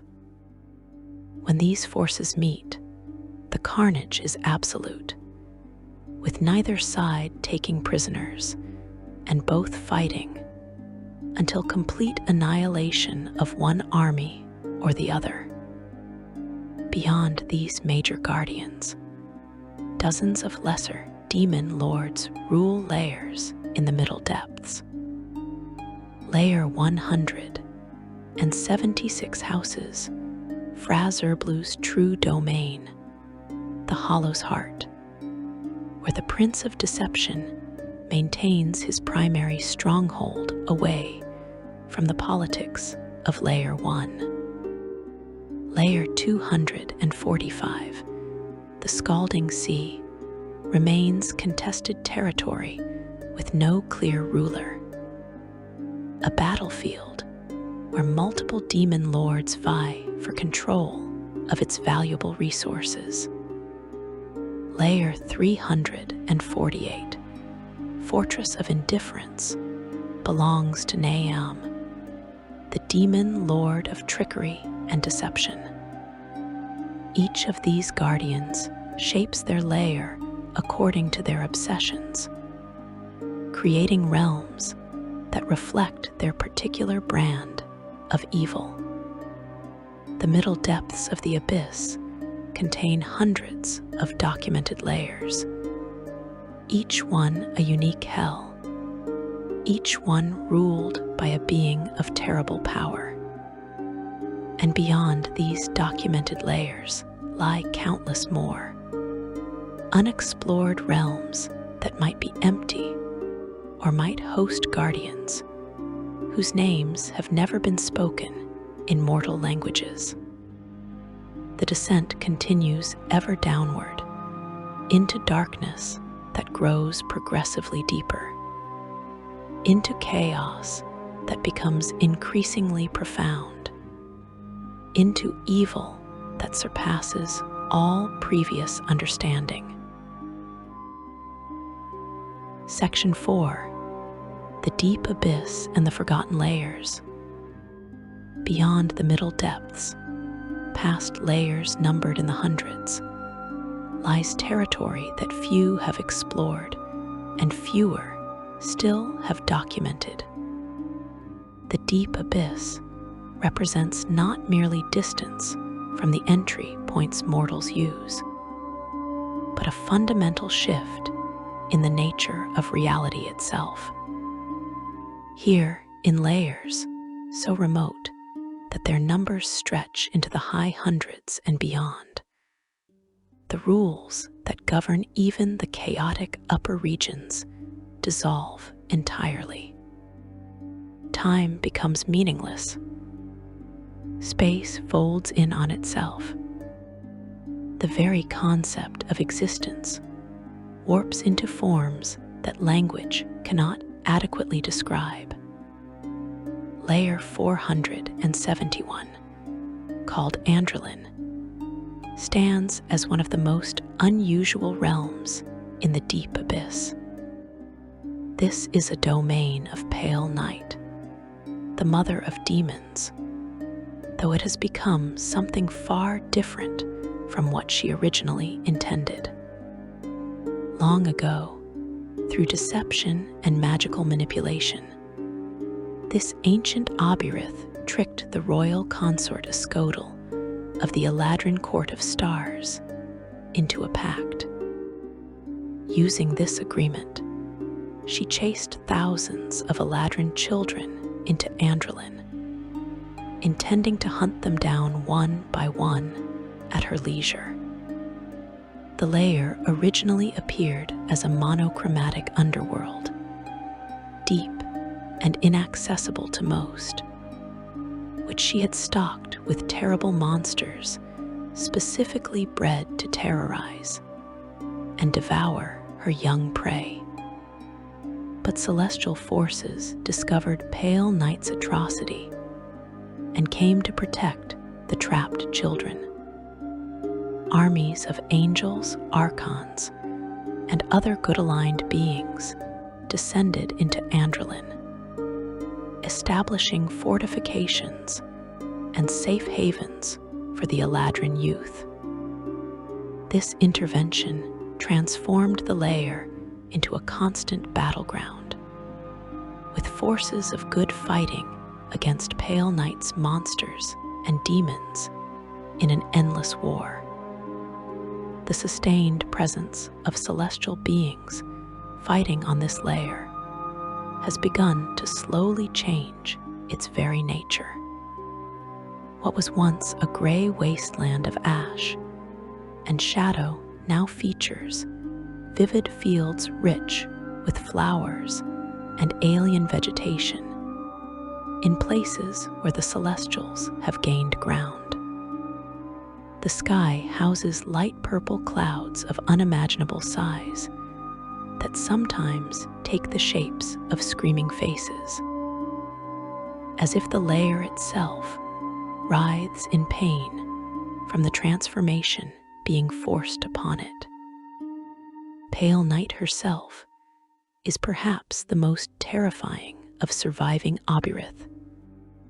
She appears as a humanoid figure perpetually shrouded in a veil, and the veil can never be removed or seen through.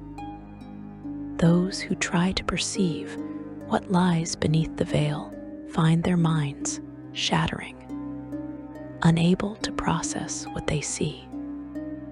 Some scholars claim she is the mother of all demons, that every demon in existence carries a fragment of her essence. Others propose she predates the abyss itself, an entity from before creation that somehow survived into the current reality. Her true form invokes the form of madness ability inherent to Obyrith, causing victims to experience persistent hallucinations tied to to her incomprehensible nature. The ongoing battle for Androlyn represents something unprecedented in the history of the Abyss. Based on what planar scholars have observed, the sustained celestial presence is actually pushing the layer toward transformation. Some theorize it may eventually shift out of the Abyss entirely, migrating to a higher plane as good gradually overwhelms evil within its boundaries. If this occurs, it would be the first documented case of an abyssal layer being redeemed and relocated to another plane. Pale Night fights desperately against this possibility, marshaling ever greater forces to drive out the Celestials. But the angels and their allies refuse to abandon the Eladrin children to her tender mercies. The stalemate continues, with neither side able to achieve decisive victory, while the layer itself transforms inch by inch around them. The presence of so many Eladrin children, beings of pure Fey nature, has created strange effects across Androlyn. In areas where they shelter, reality takes on qualities reminiscent of the Feywild, with impossible colors and dreamlike landscapes. Trees grow in spirals. Water flows upward. Emotions become tangible things that drift through the air like colored mist. These pockets of Fey influence clash violently with the abyssal nature of the layer, creating zones of unstable reality where the laws of physics become suggestions rather than rules. Travelers caught in these transition zones might find themselves aging backwards or existing in multiple places simultaneously, or experiencing time as a physical dimension they can move through like space. Ascending now to layer 570, called Shendelavri, we encounter one of the few deep layers that receives regular visitors. Though visitors is perhaps too gentle a word for those who come here. This is the realm of Malcanthet, the queen of the succubi, and it exists as a twisted reflection of mortal desires. According to historical accounts, Shendelavri originally appeared as a disgusting layer of heaving and shuddering flesh, but Malcanthet transformed it entirely after claiming it as her domain. The layer now appears beautiful at first glance, with rolling green hills along the shores of an ocean, perpetually bathed in the glow of sunset crystal palaces, gardens filled with flowers that bloom in impossible colors, and architecture that combines elegance with sensuality in ways that mortal builders could never achieve. But this beauty serves as a lure, drawing in victims who discover too late that pleasure in Malcanthet's realm inevitably transforms into horror. Malcanthet herself embodies temptation and corruption through desire. She appears as an achingly beautiful woman with bat wings, small horns, and a long prehensile tail tipped with a spike-like stinger. Her features so perfect, they seem almost unreal. Indeed, they are unreal, as Malcanthet can alter her appearance at will, becoming whatever form most appeals to any given observer.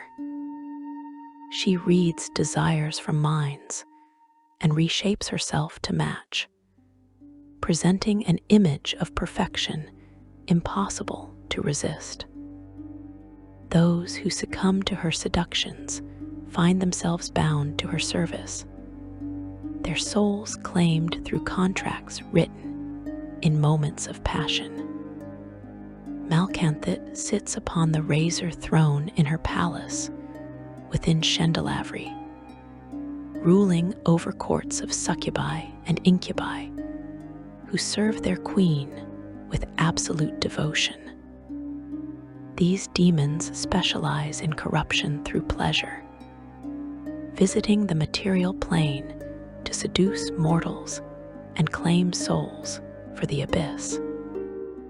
Unlike demons who destroy through violence, succubi and incubi destroy through gentler means, corrupting victims so gradually that many never realize they have fallen until damnation is complete. A mortal might spend years in a relationship with a succubus, believing themselves in love, only to discover at death that their soul belongs to Malcanthet and eternal suffering awaits them in Shendelavri.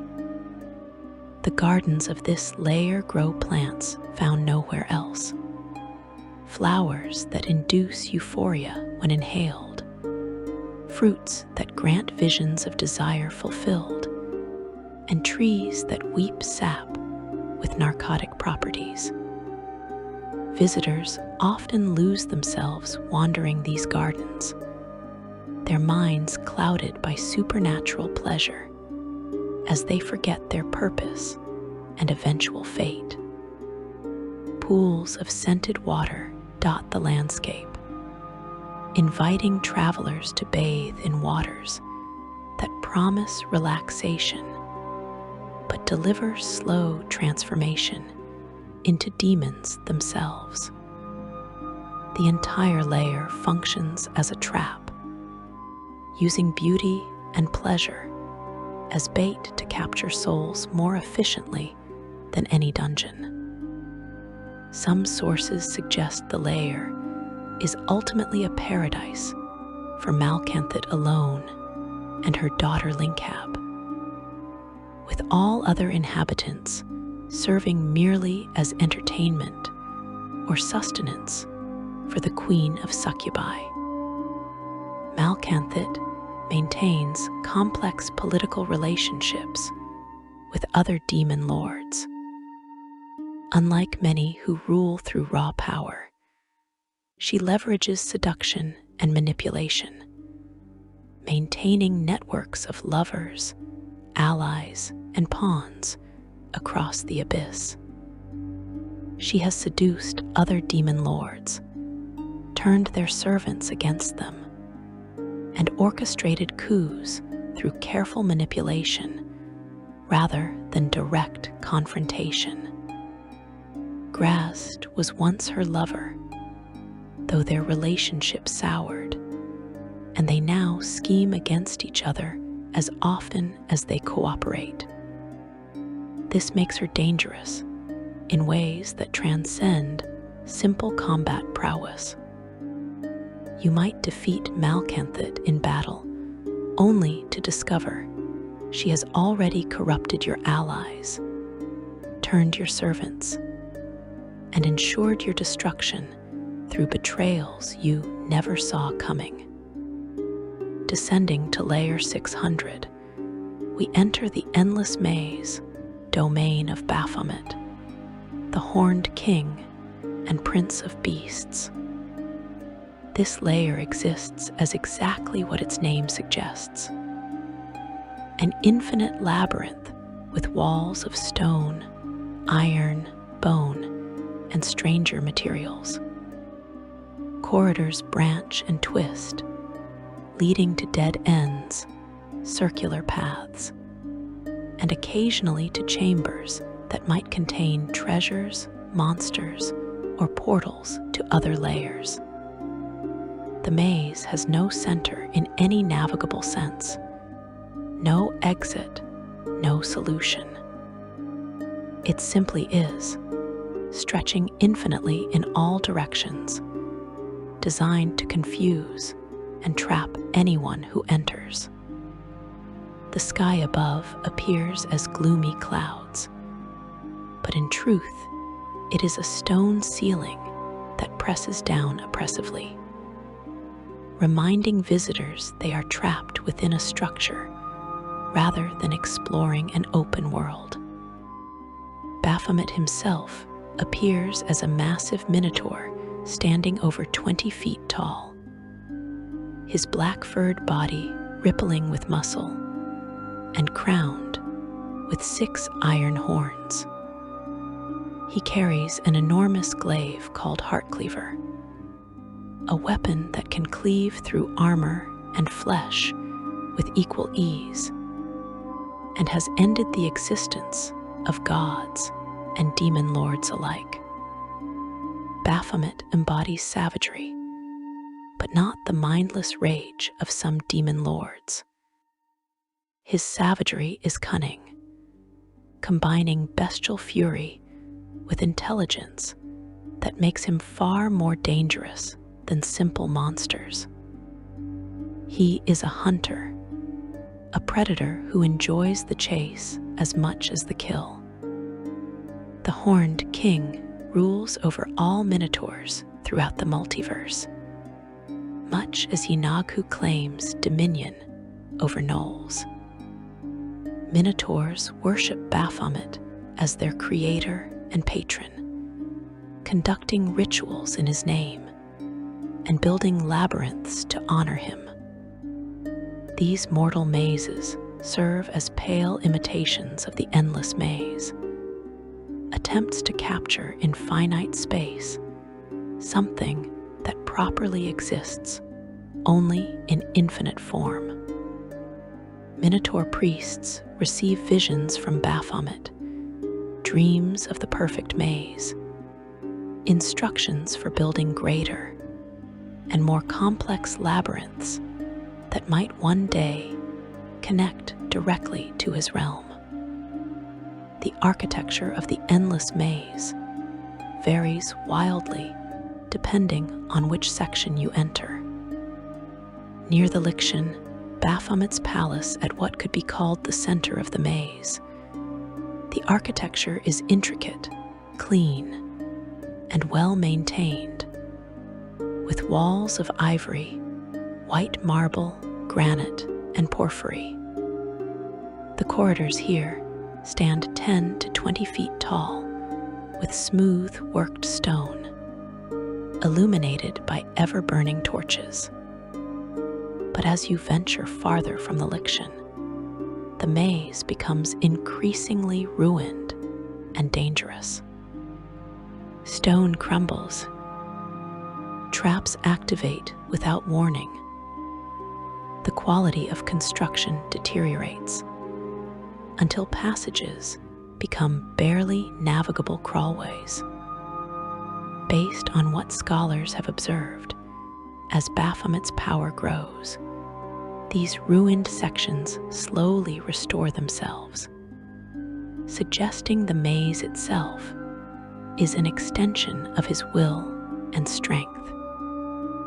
Within the Liction, Baphomet conducts his experiments in the Tower of Science, where he creates new demonic breeds. His more successful creations include the Gorostroi, the Bulizaus, the Gowers, and the feral Ankashars. These beings serve him throughout the maze, hunting intruders and maintaining his domain. Fiendish minotaurs with various mutations, including breath weapons and magical abilities, claim territories throughout the maze, forming tribes that pay tribute to Baphomet while maintaining relative autonomy in their claimed sections. Baphomet conducts his court while wandering the maze, never staying in one location long. His followers track him through signs and portents, following trails of blood or responding to the sound of heart cleavers scraping against stone walls. Those who wish an audience with the horned king must first find him, a task that might take hours or centuries, depending on his whim. He grants favors to those who impress him, usually by surviving challenges he sets, though his favor is fickle, and he might kill suppliants on a whim if they displease him in some way only he understands. The maze connects to several other layers through hidden portals. Near these connections, the architecture sometimes takes on characteristics reminiscent of the layer on the other side, creating zones where the endless maze bleeds into other realms. One such connection leads to Chandelavri through an area called the Puzzling Hedge, where the maze walls become living vegetation and demons of lust hunt alongside Baphomet's beasts. Another connects to Thanatos through the Valley of the Crypt Things, where the passages grow cold and undead wander among the living hunters. These connections bring unwitting visitors into the endless maze, where they become hopelessly lost and eventually fall prey to the beasts that hunt here. Within the endless maze, on a vast circular plateau of bleached bone, sits the bone castle of Pale Night. This ancient obyrith maintains a strong alliance with Baphomet, having lived on his lair since long before he became a demon lord. The castle can be stumbled upon by wandering through the maze, its entrance appearing as a wall of smooth stone with 13 breaches one could pass through. The structure itself resembles a massive grasping hand and is said to be capable of animating to slay intruders. From the ramparts of this bone fortress, one can just barely see the walls of the endless maze stretching into the distance, suggesting the castle occupies a position of particular elevation or exists partially outside the normal geography of the lair. Pale Night uses this castle as a secondary stronghold, while she focuses much of her attention on the battle for Andrelin. The presence of such a powerful obyrith on his lair grants Baphomet certain advantages in his conflicts with other demon lords. Pale Night has intervened on his behalf in the past, her very appearance on battlefields causing enemy forces to collapse into madness. In exchange, Baphomet provides her with sanctuary and allows her free reign over portions of his maze.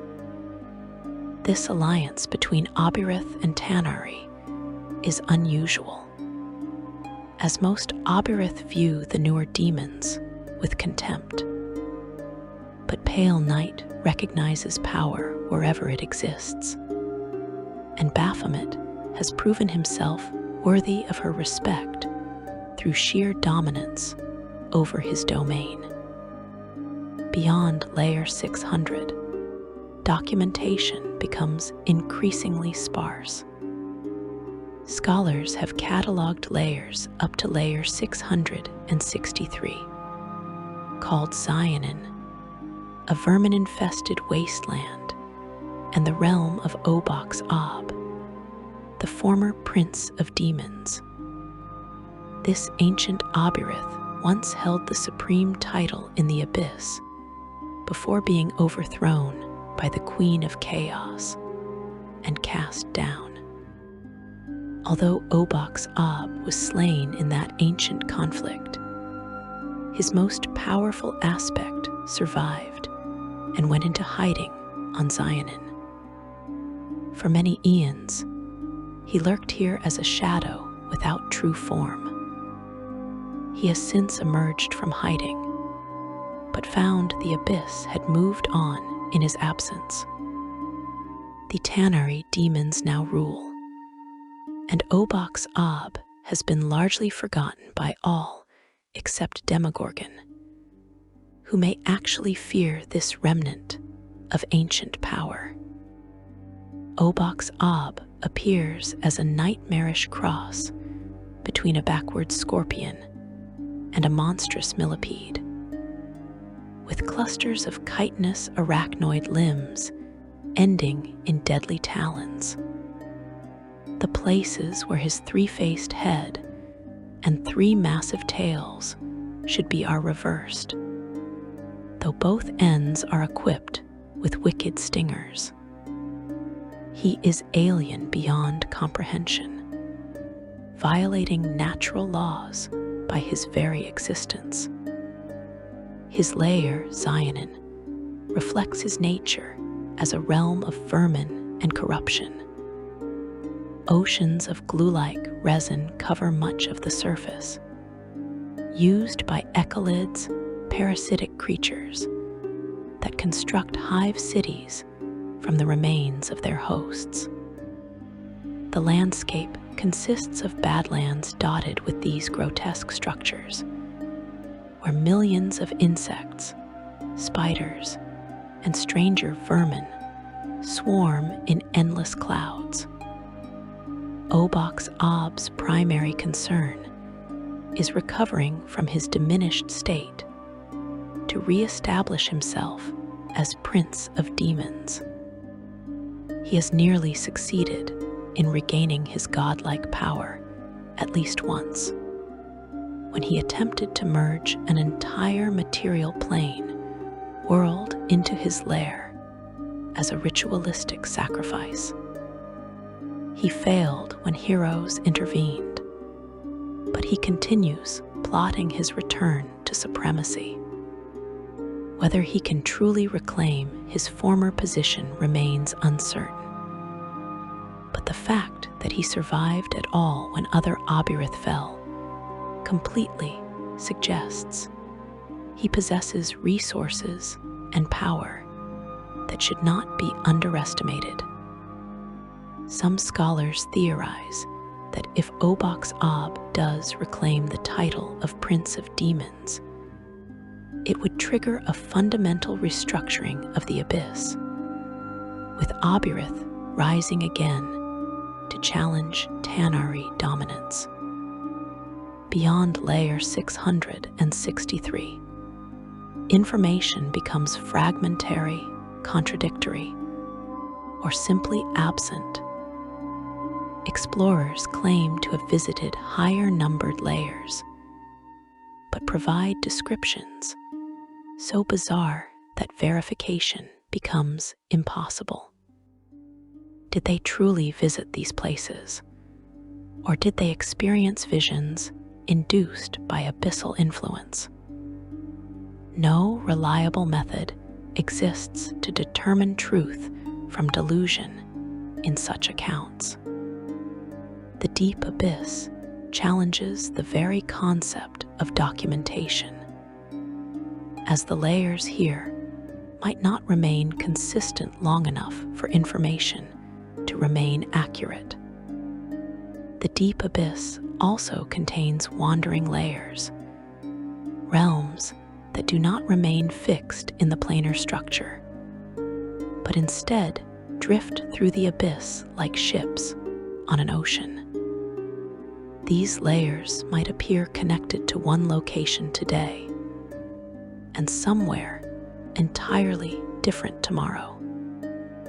One such wandering layer, sometimes called the Carrion Hall, though it has no official number, serves as neutral territory where demon lords can gather without immediate fear of attack. The layer itself enforces a kind of truce, inflicting terrible punishment on any who break it.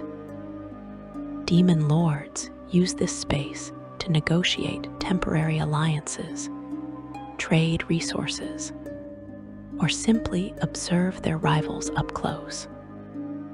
The guardian of Carrion Hall appears as a council of corpses that speak with one voice, mediating disputes and enforcing the layer's rules with power that even demon lords respect. Whether this entity truly exists or represents a collective delusion shared by those who claim to have visited the Carrion Hall remains a matter of debate among planar scholars. Contested layers represent another category of deep abyss realms. These are layers claimed by multiple demon lords simultaneously, none powerful enough to drive out the others completely.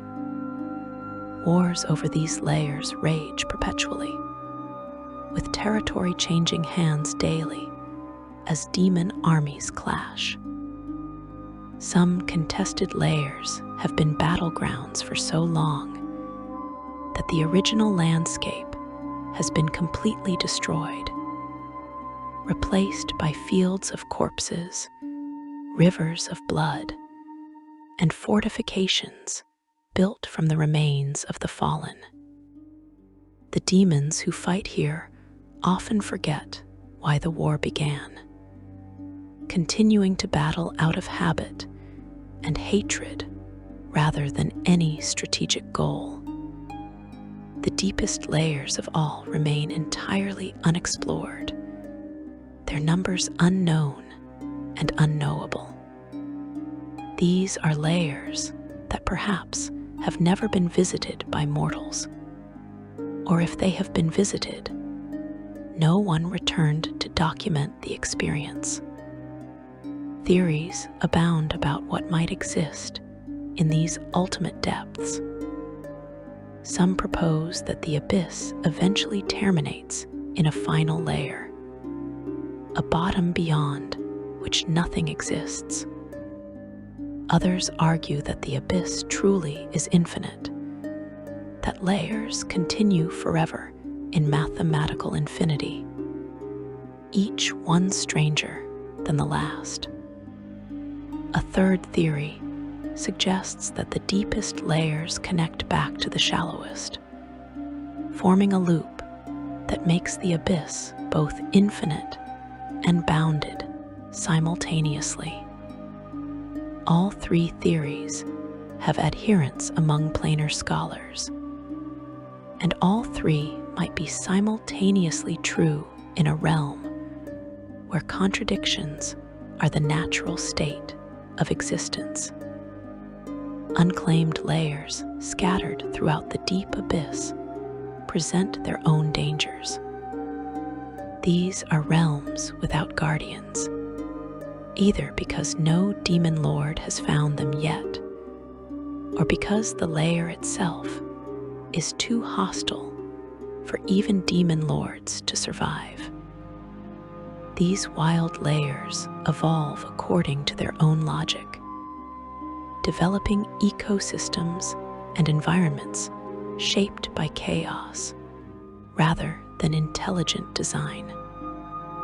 Monsters unique to these layers might evolve in isolation, becoming creatures found nowhere else in the multiverse. Natural hazards might reach extremes impossible in supervised realms, with environmental dangers that kill even demons instantly. The deep abyss challenges everything you think you know about reality, survival, and sanity. Those who venture into these realms rarely return unchanged. They might carry physical scars, mutations caused by exposure to environments beyond what mortal bodies were designed to endure. They certainly carry psychological scars, having witnessed things that minds should not process. And they might carry spiritual scars, contamination of their very souls by prolonged contact with pure evil and chaos. Even successful expeditions extract terrible prices from those who undertake them, prices that might not become apparent until years after returning to safer planes. Section 5. The Eternal Cycle, Understanding the Infinite Prison. You have journeyed with me through the infinite layers of the abyss, descending from the plane of infinite portals down through hundreds of documented realms, and into the unknowable depths beyond. You have met the guardians who rule these layers, demon lords whose power rivals God's, and whose malevolence exceeds mortal comprehension. You have witnessed realms of undeath and madness, fungus and slime, beauty and horror. Now, as we emerge from this descent into darkness, we must understand what it all means, how these infinite layers and their terrible guardians shape not just the abyss itself, but the entire multiverse. The most profound truth about the abyss is that it never truly changes in its essential nature. Individual demon lords rise and fall. Layers shift ownership as wars rage, and alliances form and dissolve. The landscape of specific realms transforms as guardians reshape them according to evolving whims. But the fundamental nature of the abyss remains constant. It was chaos and evil in the dawn of creation, and it remains chaos and evil eons later.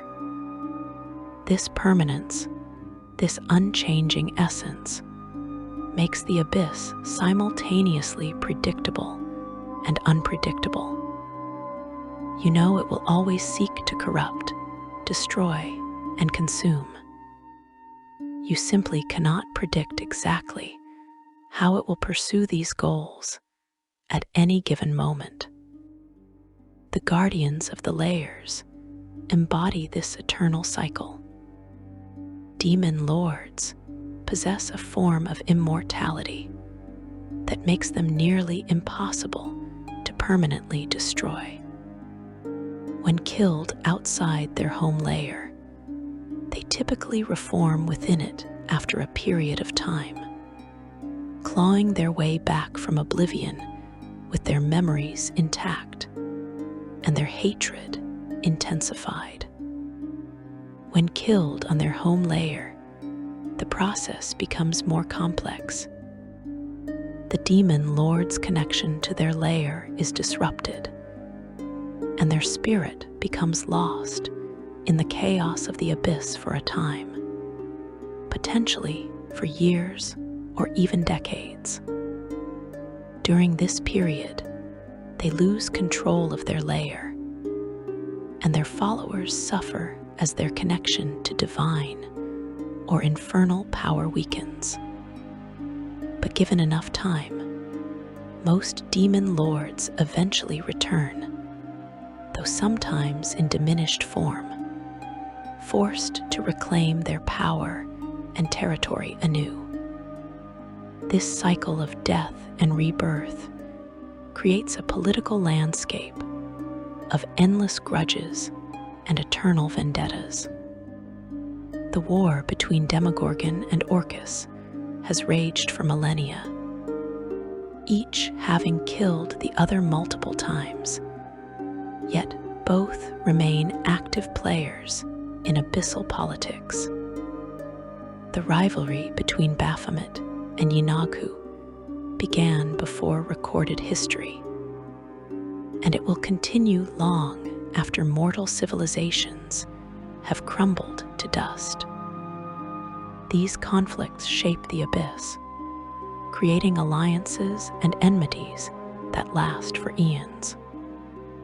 Yet guardians do fall permanently, though such occurrences are rare. A demon lord who loses their lair becomes diminished, cut off from the source of much of their power.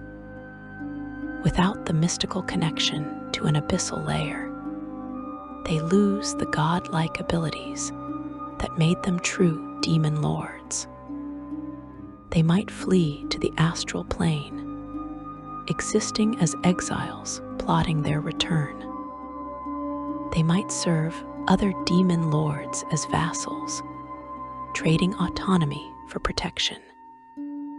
Or they might descend into the deep abyss, seeking unclaimed layers where they can rebuild their power base from scratch.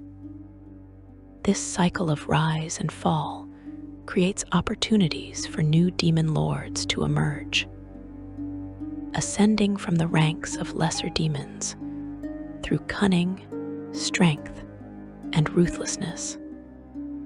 The process by which a demon becomes a demon lord follows no clear formula, as befits a realm of chaos. Based on documented cases, the most common path requires a demon to claim a lair and establish a mystical connection with it. This connection forms the core of a demon lord's power, allowing them to reshape their lair and draw strength from it. Becoming powerful enough to claim a lair typically requires thousands of years of advancement through the demonic hierarchy. Orcus, for example, began as a larva, the lowest form of damned soul in the abyss. He then advanced through the ranks: Manes, Dretch, Rudderkin, Vrock, Glabrezu, Nalfishni, and Balor. Only after achieving Balor status did he possess sufficient power to challenge for control of a lair and ascend to demon lordship. This process consumed thousands of years of constant violence and survival. Other demons achieve this status through different means. Some were created as demon lords by the Obirith or other ancient powers, born into their terrible roles rather than earning them through advancement. A few have ascended through accumulated worship, gathering enough followers on the material plane that they effectively bootstrap themselves into demon lord status through belief made manifest. And some might achieve this transformation through means unknown to mortal scholarship, following paths unique to their circumstances and natures. The abyss rewards power regardless of how it is obtained, caring only that the claimant can hold their territory against all challengers. The impact of the abyss on the multiverse cannot be overstated. Every evil act, every moment of cruelty and chaos could be interpreted as strengthening the abyss in some small way, though this remains difficult to measure or prove. The plane feeds on wickedness like a parasite feeds on its host. When civilizations fall into depravity, when wars consume nations, when individuals embrace evil, the abyss benefits. Souls that commit terrible sins in life often find themselves claimed by the abyss in death. transformed into larvae and eventually into demons themselves. This creates a cycle where evil generates more evil, corruption spreads corruption, and darkness breeds deeper darkness. The demon lords extend their influence into the material plane through multiple vectors. Cults form around demon worship, mortal followers who serve in exchange for power, pleasure, or promises of immortality. These cultists work to weaken planar barriers, conducting rituals that might take years or centuries to complete, but eventually open portals, allowing demons to pour through. Warlocks make pacts with demon lords, gaining power in exchange for service that might damn their souls. Evil clerics worship demon lords as gods, spreading their influence through prayer and sacrifice. These indirect connections allow the abyss to touch the material plane, even when the barriers remain strong, corrupting individuals and societies from within. The process of creating an abyssal incursion follows recognizable stages. First, cultists, or corrupted individuals, begin weakening the barriers between planes through ritual magic. They might sacrifice victims, perform dark ceremonies, or gather artifacts that resonate with abyssal energy. As the barrier thins, minor demons begin slipping through, corrupting the land around the portal. If unchecked, the incursion grows stronger, with more powerful demons emerging and the surrounding territory taking on characteristics of the abyss itself. Plants wither and die, or transform into twisted, carnivorous variants. Water sources become tainted. The very air grows thick with sulfurous vapors. In the final stage, a demon lord might manifest, drawn by the stable portal and the opportunity to claim new territory. At this point, the entire region risks being dragged into the abyss as a new layer. The material plane world effectively consumed and converted into an extension of the infinite prison. The blood war, that eternal conflict between demons and devils, shapes both the abyss and the 9 hells in profound ways. This war has raged since the age before ages, a time before the prime material plane fully developed. The conflict is massive beyond comprehension, spanning entire planes of reality and hosting an almost infinite number of fiends. The demons fight with chaotic fury, attacking in massive hordes that overwhelm through sheer numbers and ferocity. The devils counter with organized legions, using strategy and discipline to defeat numerically superior forces. Neither side can achieve permanent victory, as both the abyss and the 9 hells possess seemingly limitless capacity to generate new soldiers through the petitioning of damned souls. The war simply is an eternal feature of the lower planes that may never end. For mortal civilizations, the blood war provides an unexpected form of protection. As long as demons and devils focus primarily on each other, they have fewer resources to dedicate to invading the material plane. based on strategic analysis of fiendish movements. Many scholars theorize that without the blood war, either demons or devils would have conquered mortal worlds long ago. The war keeps both sides contained, channeling their destructive energies against each other rather than exclusively against mortals. This does not mean the material plane is safe, merely that it would be far less safe if the blood war ever ended.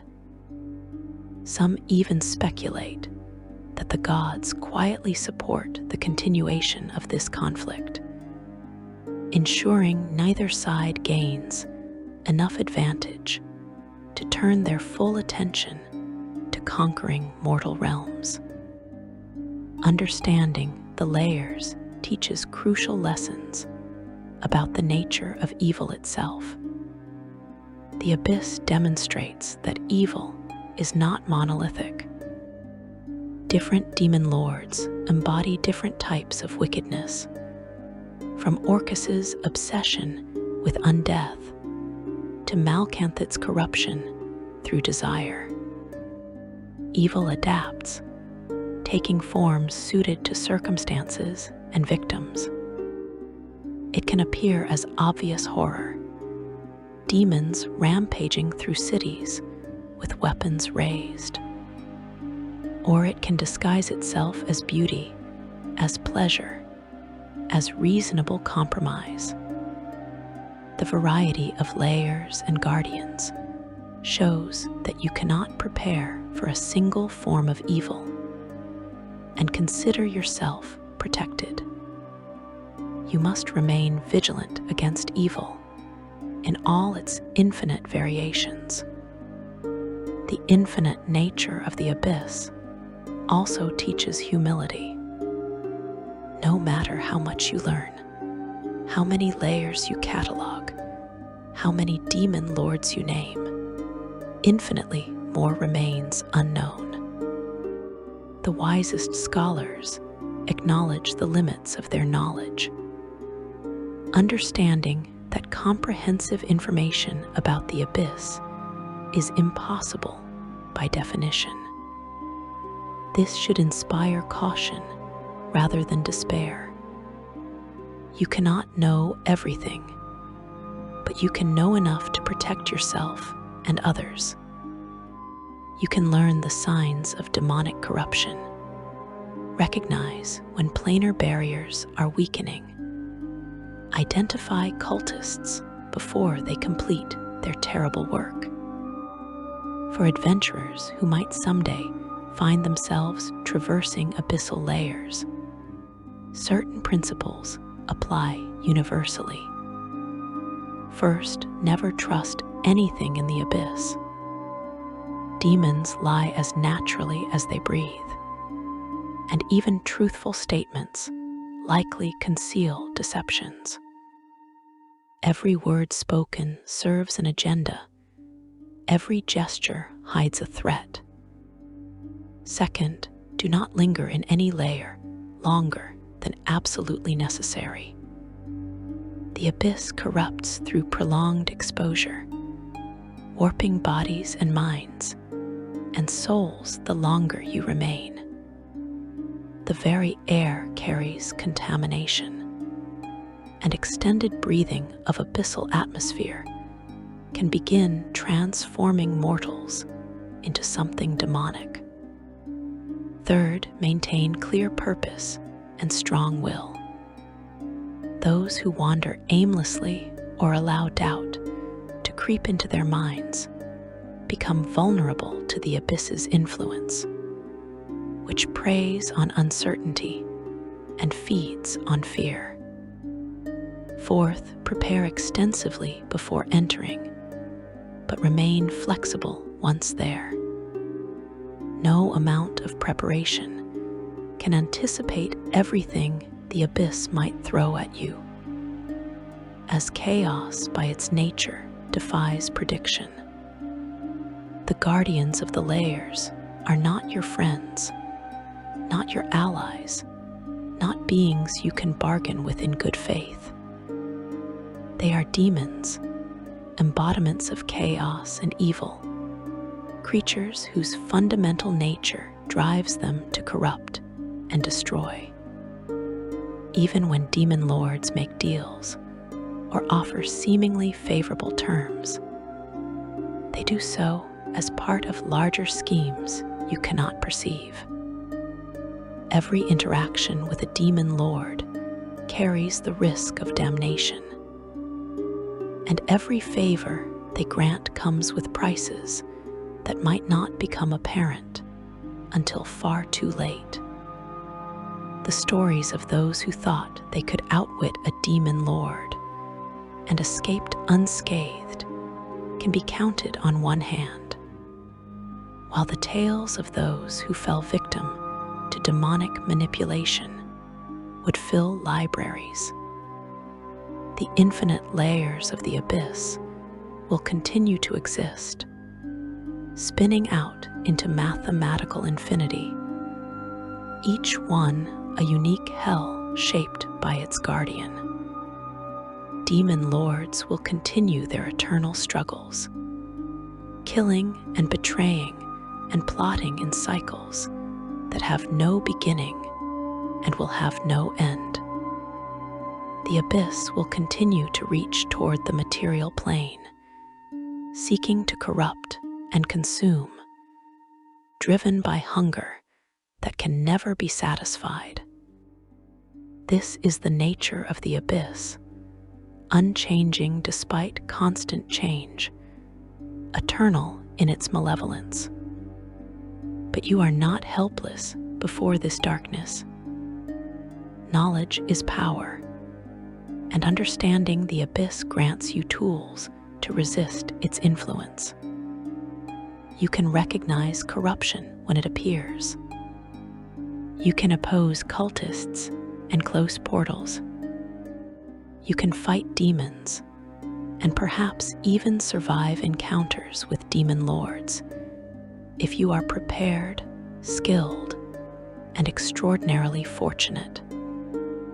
You cannot destroy the abyss entirely, cannot eliminate evil from the multiverse, but you can protect those around you, can hold back the darkness in your corner of reality, can ensure that the abyss claims fewer victims because you stood against it.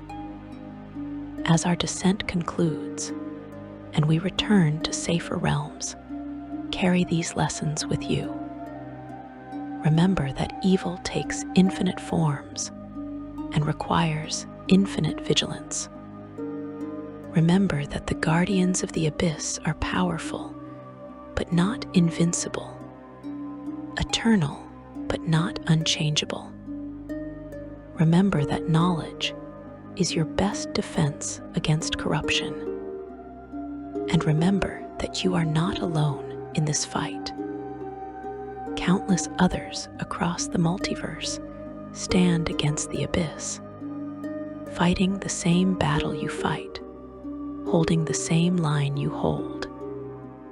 The abyss will always exist, a wound in creation that cannot heal, an infinite prison containing infinite horrors. But it is a prison that can be contained, guardians that can be resisted, layers that need not touch your world if you remain strong. The eternal cycle continues, demons rising and falling, layers shifting and changing, evil spreading and being pushed back. And through it all, mortals like you stand as bulwarks against the darkness, refusing to surrender, refusing to despair, refusing to let the abyss claim victory. If you found this journey through the infinite layers valuable, if it expanded your understanding of the abyss and its terrible guardians, consider subscribing to the channel and liking this video. Thank you for joining me on this descent into the abyss. Stay vigilant, stay strong, and remember always that even infinite evil can be opposed by those brave enough to stand against it.